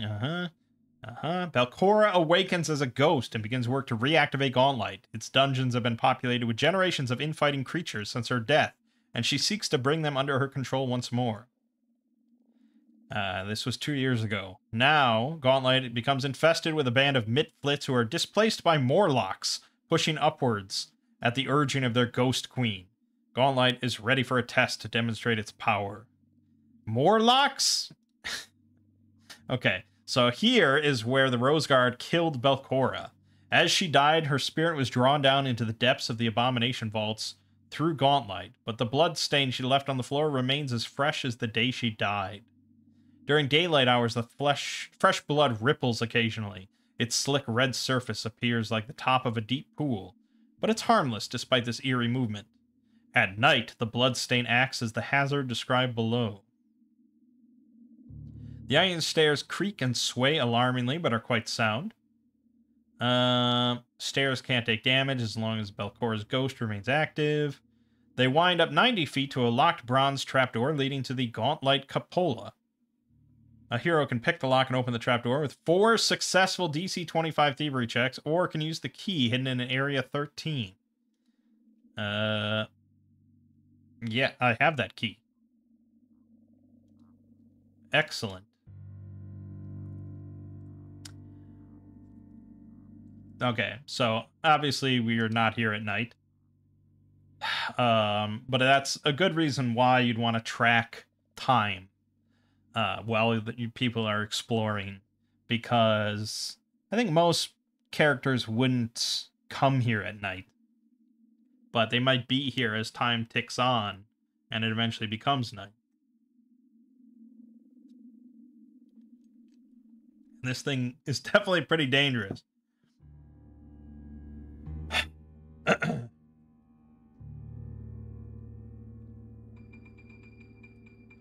So, yeah. Thankfully, we don't have to. So we enter, and it's all just, okay, that's some weird blood. Should we go up top? Or should we go outside? I guess let's go up top, right? So we go up 90 feet. We get to a locked trap door. We decide on a whim to test those keys. And it opens. I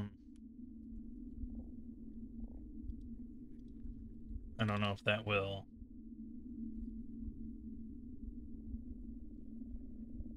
Yeah, okay. So we, of course, have that as a separate scene. So we're going to activate that. This is not going to be good, is it? This is going to be a nightmare. I mean, we probably don't all get up here, but whatever. Rows of black metal bars encase this circular chamber like a cage. Shimmering waves of force flicker between the bars and give the illusion that softly glowing glass encases this entire area. The floor to the north has an iron trapdoor. Otherwise, this room appears empty, save for a human-sized encasement of glass and iron that flickers and glows with an unsettling, almost nauseating pale blue shimmer. Gauntlight's Lantern. If the heroes entered this area after defeating the blood of Belcora Haunt, that blood is slithered and flowed over Gauntlight's lantern. So no. We don't find anything up here. Okay.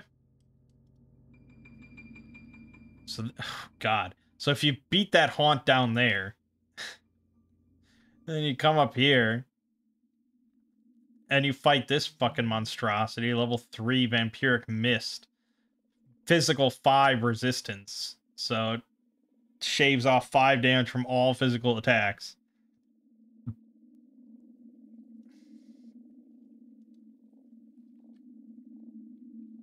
And every time it damages a creature with its attack, have to attempt a DC 20 Fortitude save. If it fails, it gets drained 1, which is a penalty to your hit points equal to your level times the drain value. Okay, so that's only 1. You know, it lowers your max hit points and your current hit points by 1 at level 1, 2 at level 2. But if you critically fail, it's drain 2, so it's double that. And also, you take a penalty to your constitution checks, such as fortitude saves. And it only goes away once you get a full night's rest. And it decreases by 1. So, excellent. Jesus. And it gets 5 temp. I don't know why that rolled something. Anyways. Yeah, so pretty 2d6 slashing plus 1d6 bleed on all that attacks. Fun stuff. But obviously, we're not fighting that. Okay, so... yeah, if you come here during the day, this looks just like a couple boring areas filled with nothing. Thank God. We don't want anything to be in those rooms. Okay, Garziel's gonna step out into the open world.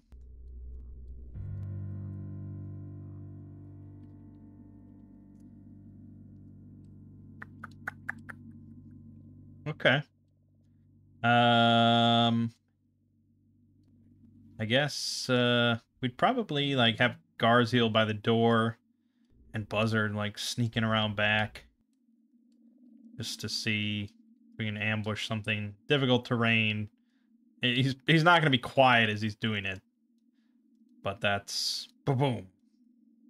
Ba-boom. I don't think there's anything here. A hero takes a close look at the doors of this boathouse, notices that one of them has been forced open and then carefully closed again within the past couple of weeks. The southern portion of this stone-walled building has collapsed into rubble, exposing what remains of a boat house to the elements. The shelves and boats within have decayed into heaps of rot and moss. The remains of a relatively fresh campfire smolder faintly. Ah, fresh campfire.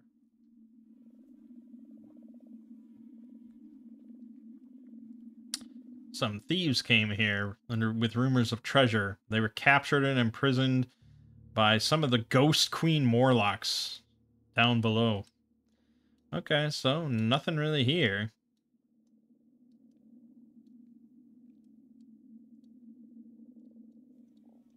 And then here we have the ruined pier.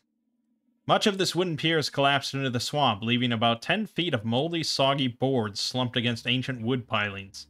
A rowboat tied to a piling looks much more recently built. Yes, so the rowboat left by those same thieves. It's in good conditions. The heroes can use it to navigate the waters around the ruins. Well, of course, Wibble is going to search. So he finds a stash of pastries, smoked salmon in a fish-shaped doughy exterior. He'll roll society. He crits. He recognizes the fish cakes as those sold at the Crook's Nook in Otari. Okay. Second is a carving of a flying bird decorating the inside of the boat near the bow. I feel like I should automatically succeed on this because I crit, but we'll take our success. This mark belongs to the Osprey Club, Otari's Thieves Guild. So we didn't crit on this one, which actually had a crit effect. But obviously much harder to crit on than the DC 12. Okay, so there's no... we're not here after dark. An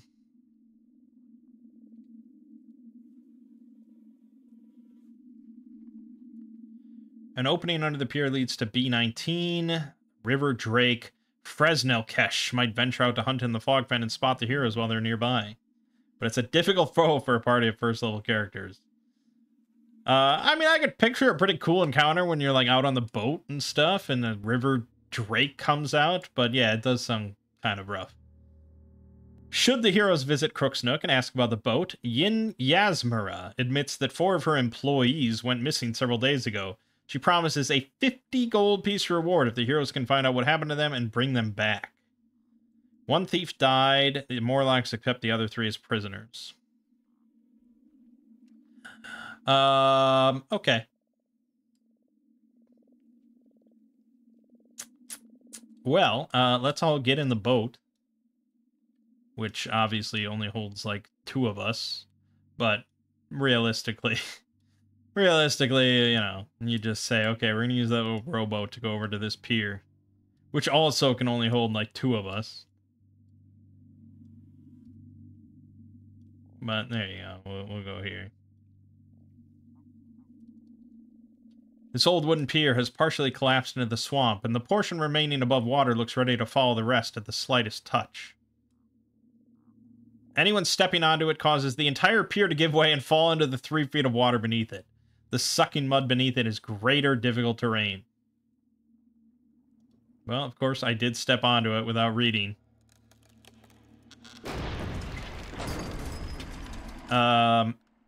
But yes, if you are DMing, read that text first before just saying, oh yeah, you climb onto it. Oh wait, no, as soon as you do, it collapses. Sorry. So yeah, just read that out. They'll make the decision if they want to step onto it.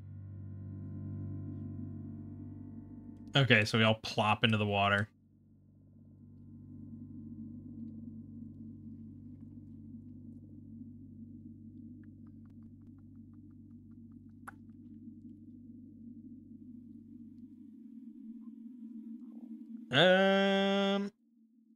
Well, wait a minute. Didn't you say...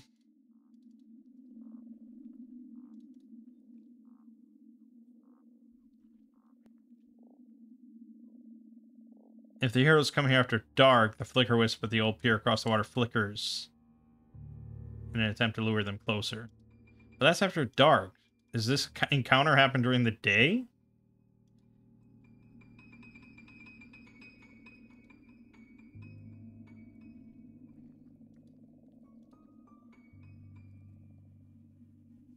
It doesn't have light light powerlessness or anything like that. So I think this encounter happens regardless. And that's why it's yeah, okay. It's right here. So yeah, I think we do this encounter.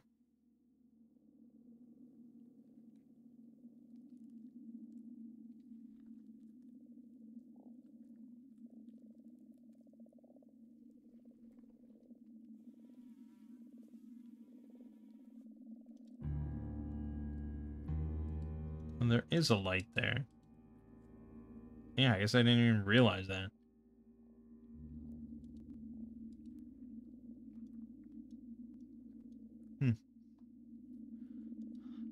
Okay.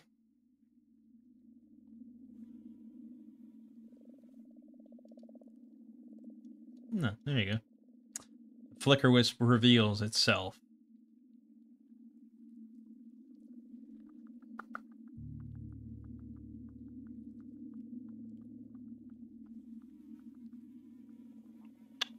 I wonder if this would be a stealth situation, or would it just get a surprise attack? Not really sure. Maybe I should give it a surprise attack. But no, you gotta let... There has to be some sort of check. So I think this thing has to roll stealth, and then we compare it to everyone's perception. DC. Okay, it was abysmal. Yeah, it was too excited. So that's actually going to be its initiative. And obviously we all see it.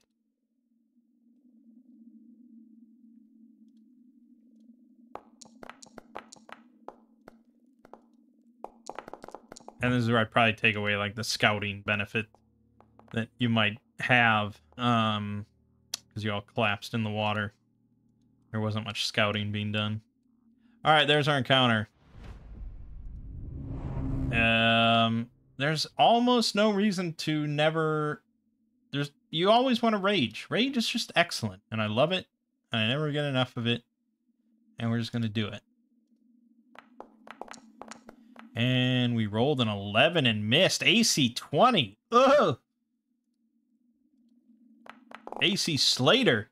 Oh, just roll an 18. There you go. Excellent. How about 13 damage? Boom. Nearly dead. Okay, so it's plus 10 feet of movement per square. So this is 15. You can move 1 square, essentially. But the flank's pretty big, especially if we can just end this. So I'm going to spend 2 actions. So that'd be 15, and that would be 30. And then we're going to go for the strike. Damn. That would have been nice, but I rolled a 2. No good. Okay, Both is going to go. And unfortunately, what I did there was I removed the option of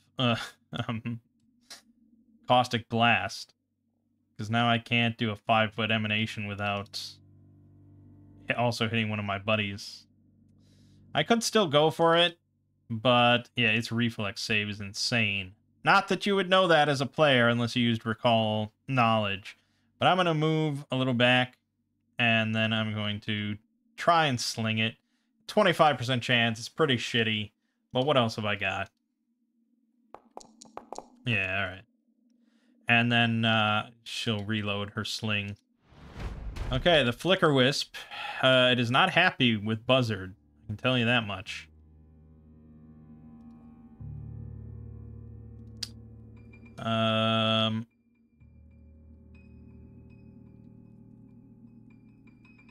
Yeah, we will definitely use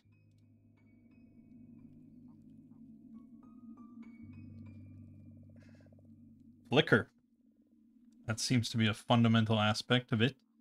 It churns and flits in the air around an adjacent creature's head, and its length flashes and sparkles in a bewildering array of distracting pulsations. So DC 18 save. He succeeded. So he is not confused, and this thing just wasted 2 actions, and it's even more... it's even more annoyed now. Oh, I see, it's immune to all spells except for those 4. So Caustic Blast wouldn't have done anything anyways. Well, good. So now it can't consume confusion, so instead it's just going to shock Buzzard. And hit. 1d8 plus 2. Of course, Liberating Step will be used.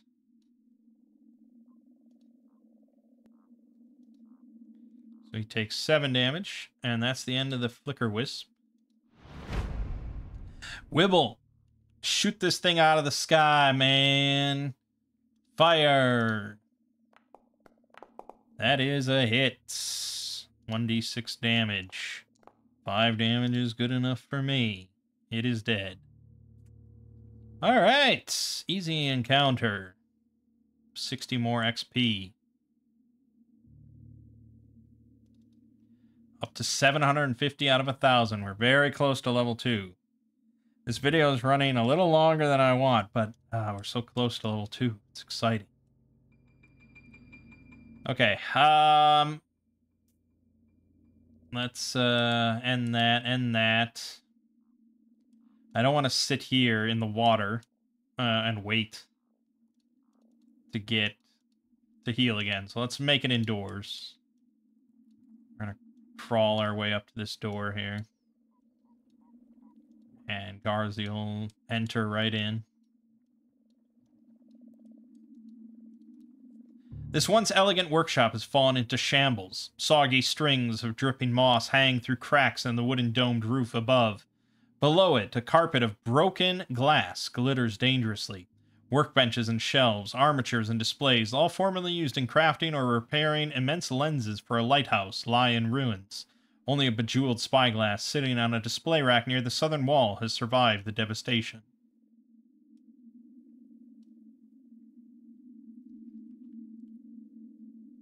Volek created several constructs to aid him and his mistress in their day-to-day jobs, but the raven-headed, raven-winged, soul-bound doll he called Mr. Beak was his favorite. Neither the most powerful nor the most helpful, Mr. Beak held the soul of his devoted servant, a goblin named Borbo, a fact that ensured the construct's place at Volek's side. Today, Mr. Beak remains abandoned here, waiting forever for a creator who moved on to other tasks in an entirely new body. Mr. Beak hasn't lost hope, and when the heroes enter the room, he stands up from the slumped mound in the room center and asks in a warbling voice, "Is Master Azrene coming back?" Regardless of the hero's answer, Mr. Beak realizes none of them are its creator, and then leaps into the air on flapping wings to attack in a frustrated fury, fighting until destroyed. Yeah, so not a lot of nuance in the encounters here, is there? Mr. Beak, look at how cute he is. The layer of broken glass and shattered materials covering the floor makes it uneven ground with a DC 11 acrobatic skill check to balance. A creature who falls prone while in this room takes 1 piercing damage.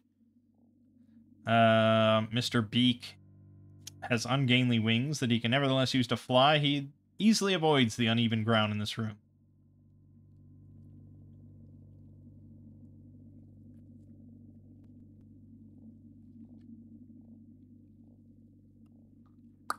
Okay. Not much to say other than just getting to it. Garziel did have his shield raised, though, and I will not accept otherwise. So there's that. We didn't really have a scouting action, though. I don't think that would make much sense. This is a moderate encounter. We'll see. It's 1 enemy. That usually is a bad sign.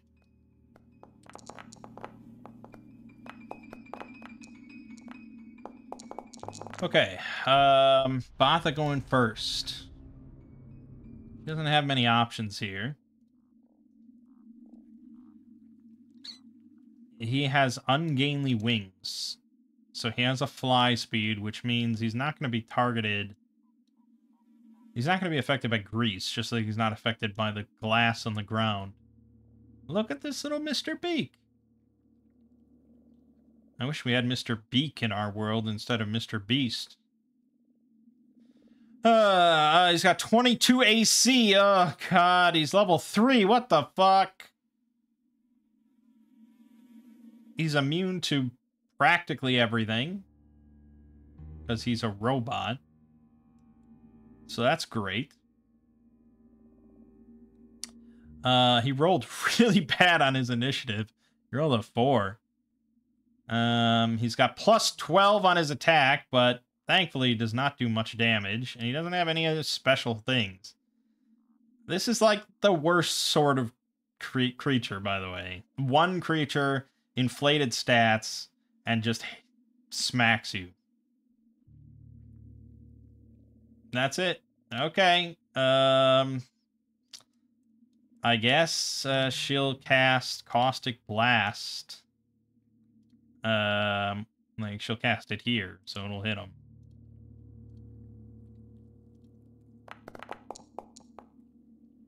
Eight. Mr. Beak will roll his plus 12 reflex. He rolled a 3. Holy shit, Mr. Beak! What are you doing? Okay, well, that's an easy 8 damage right there. As for the rest of her turn, nah, not much. I think we'll give... Yeah, we'll give guidance to... Not to Mr. Beak! Don't you do it! No, forget that. Sorry. Guidance... There. Okay, so Garziel, if he wants to move across this, he has to balance DC 11 acrobatics.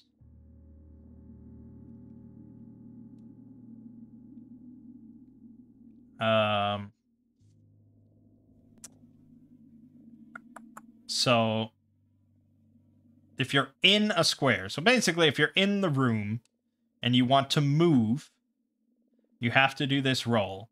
And if you succeed, you get to move up to your speed, treating it as difficult terrain. If you fail, you have to remain stationary or you go prone. And then your turn ends. So probably you're just going to stay stationary.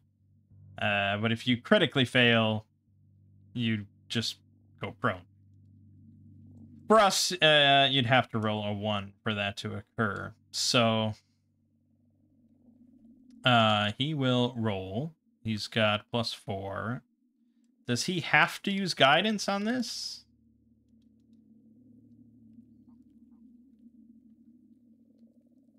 No, okay, he can choose. But he has to use it before her turn. Alright, so I'm not going to use it on this, because I don't think this will be... Yeah, that's fine. Ooh, critical success. That's very good, because he can just move up to a speed. No problem. So, 5, 10, 20. No, 15. Good. So that was his first action. His second action is going to be to swing his axe with guidance. He hit barely, but barely is better than not hitting. And he didn't roll too well, 7 damage. But still, I mean, Mr. Beak is pretty close to half health already. That's not bad for 2 actions. And then he's going to raise his shield. All right, Mr. Beak has had enough of this fucking nonsense. He's just lashing out with everything he's got. He's very likely to hit at least once. Crit. Well, that's not good. That's actually not too good at all. Oh, he rolled a 1. And we'll block it. So, 5 damage from that crit. Mr. Beak! No! I feel so bad for Mr. Beak. And then he misses. And then he misses. Mr. Beak! What a little guy. Okay, Wibble Fizzle Crank. This is sort of a shitty position to be in. Because he's in the water still, technically. The water doesn't end until Buzzard's position. So he has to spend 2 actions here.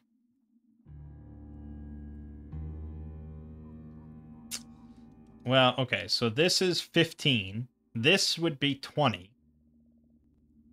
But then this would be 30. So if he'd have to spend 2 actions to get there. But he'd also have to spend 2 actions to get here. Because 15, 30. So I can either go here or here. And I guess I'm just going to go here. And that is not a balance check. Because I didn't start my square. I didn't start my movement.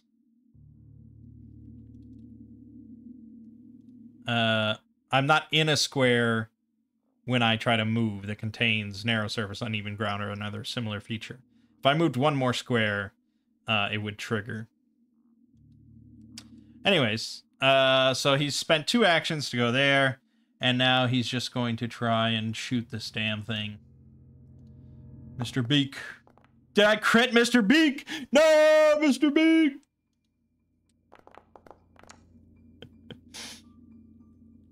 Poor guy.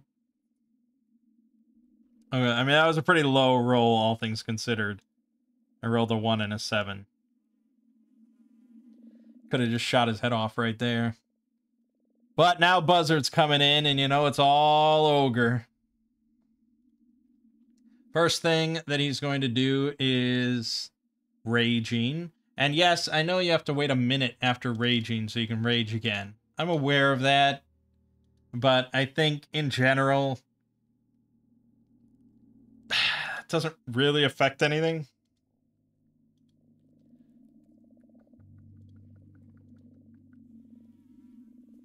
Like, really, that's just there.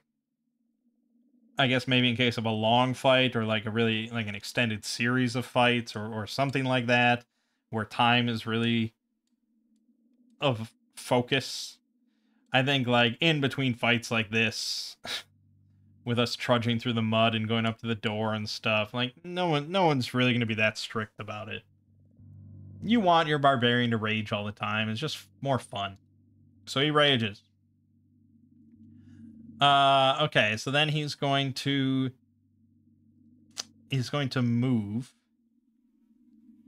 So he moves here for 5. And then he has to make his balance check before he can move there. Which is acrobatics. I don't think bouncy. No, that's only when tumbling through. So, yeah, it's just a +4, which is not great. He failed. So that means that he has to stop his movement there. Actually, he has to stop his movement here. Or fall.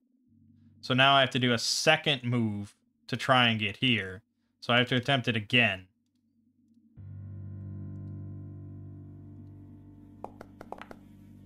Okay, there I thankfully succeeded, but that was the whole turn, unfortunately. Okay, Botha doesn't really have a turn here, unfortunately. She can move up here, but if I do Caustic Blast again, I'm going to hit one of these two guys. And I don't know, I feel confident Garziel's going to handle it. So I don't know. I guess I could chuck a sling bullet. Yeah, miss. Okay. Damn. It's crazy. She'll reload, and then that'll be her turn. Alright, Garziel, you got this. Just swing. Better. No! Damn it. This is 18 or higher I need. Very unlikely. Critical miss. And then he'll raise his shield. And that'll be that. Alright, Mr. Beak is going to continue his onslaught. He missed. Jesus, Mr. Beak. Oh my god, Mr. Beak. He can still hit. It can still happen. There you go. He hit. Okay, 1d6 plus 4. He will shield block, so he'll take 1 damage. Okay, I guess I was wrong. Mr. Beak is not really a threat of any kind. Wibble will reload or something, I think. Reload, and then he'll shoot. He'll miss, and then he'll reload. It's mostly up to Buzzard. Buzzard will do it. Oh, fuck. Damn it. Damn it. I can't even... I'd have to roll a crit. But what else am I going to do?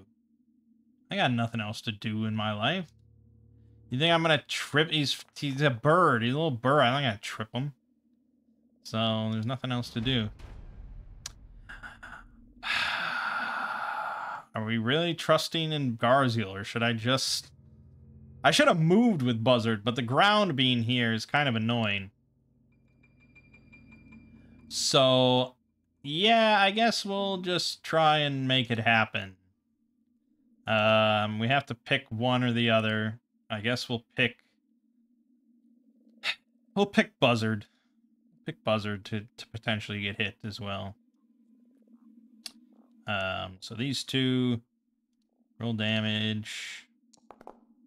I rolled a 1. Chances are not too much is happening here. They both take half, which is 1. Okay. Garziel. Come on, man. Just do it. You missed again. One of these times... Fuck. I'm so close. One of these times, Mr. Beak is going to smack you and it's going to hurt. You missed again. It's rolling so poorly. Okay, there's a hit again.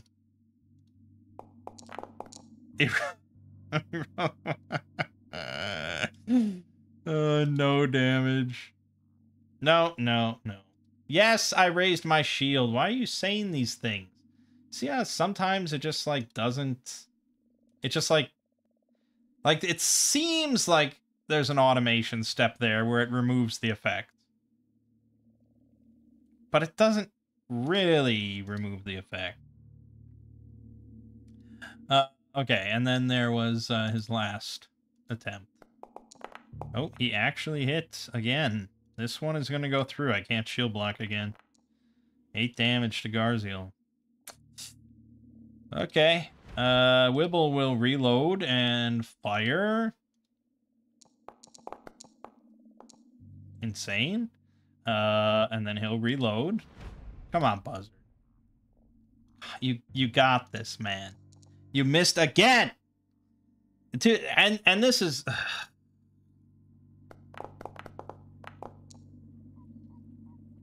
sort of those things where it's just like, eventually a DM would just be like, yeah, you know what? You kill him. You get him. Good job. And everyone breathes a sigh of relief, thanking the DM for being so kind. All right, let's use Caustic Blast again. Because it's the only thing that actually does damage to him.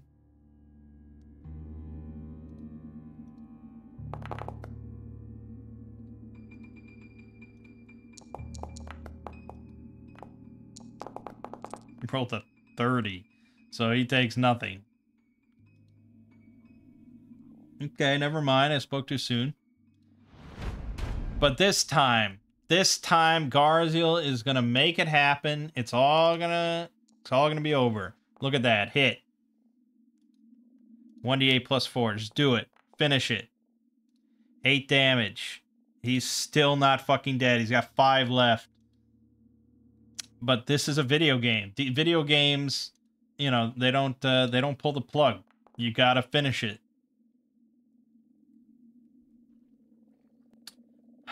So, you know, I don't understand why that's not automated. At the start of my turn, I should just lose the raise a shield benefit. That's how it always should be. Why does that not happen? I don't know if there's a module that can make that happen or what, but yeah, that's how it should happen. Mr. Beak is going to continue to try and kill Garziel, and he will succeed at a certain point. He hit. He deals damage. He takes no damage.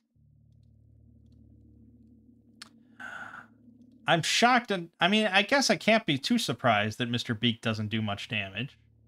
He's just a little bird construct. But I'm kind of surprised he gets a plus 12 to his roll.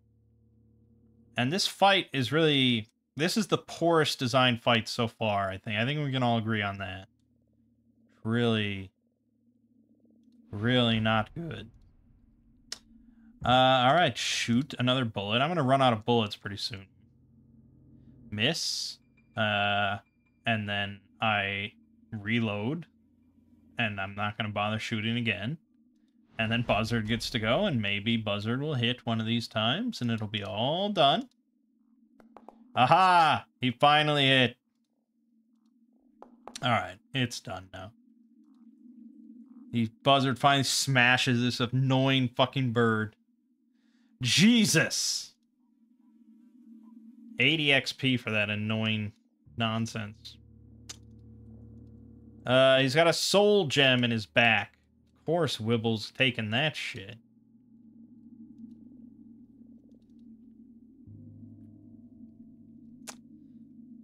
Gem is worth 5 gold pieces, but might prove more valuable as a potential source of information if the heroes place it in the partially completed Sobone doll in Voluk's workshop on the floor below.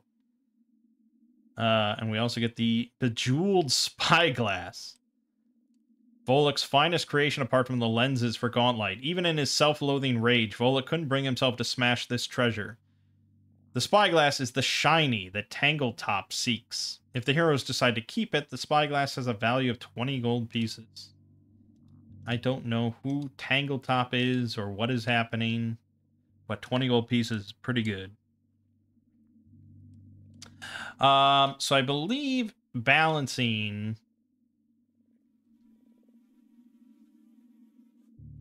Okay, it doesn't say it here. But I don't remember where I read that, or... Yeah, I don't remember. Oh, maybe that's in the Greece text? Yeah, a creature that steps or crawls doesn't have to attempt to check or save. So, I think that's... I don't know if that's intended for all balance or just Greece. But I feel like it makes sense. If you're doing 5-foot steps, you can move carefully enough that you don't have to roll. So that's how I would do this out of combat. I wouldn't be an asshole. Okay, oh, that's Tangled Top. Oh. Alright, yeah, this video ran long enough, so we're gonna end it off here. It would have been nice to finish the whole first level here. And also hit level 2, which we're pretty close. But, yeah, I think that would take a bit too long. So we'll end it off here. I'm glad we save scummed. Things have worked out since then, for the most part. And we'll pick it up here next time. Finish up level 1. Get to level 2. Get to level 2, if you know what I'm saying. And that'll be good. But I know one thing about Pathfinder is that things just get a lot better as you gain levels. But alright, my name is Mang. This has been Abomination Vaults, Pathfinder 2nd Edition, Foundry Virtual Tabletop, solo role manging, and I'll see you fine folks in the next part.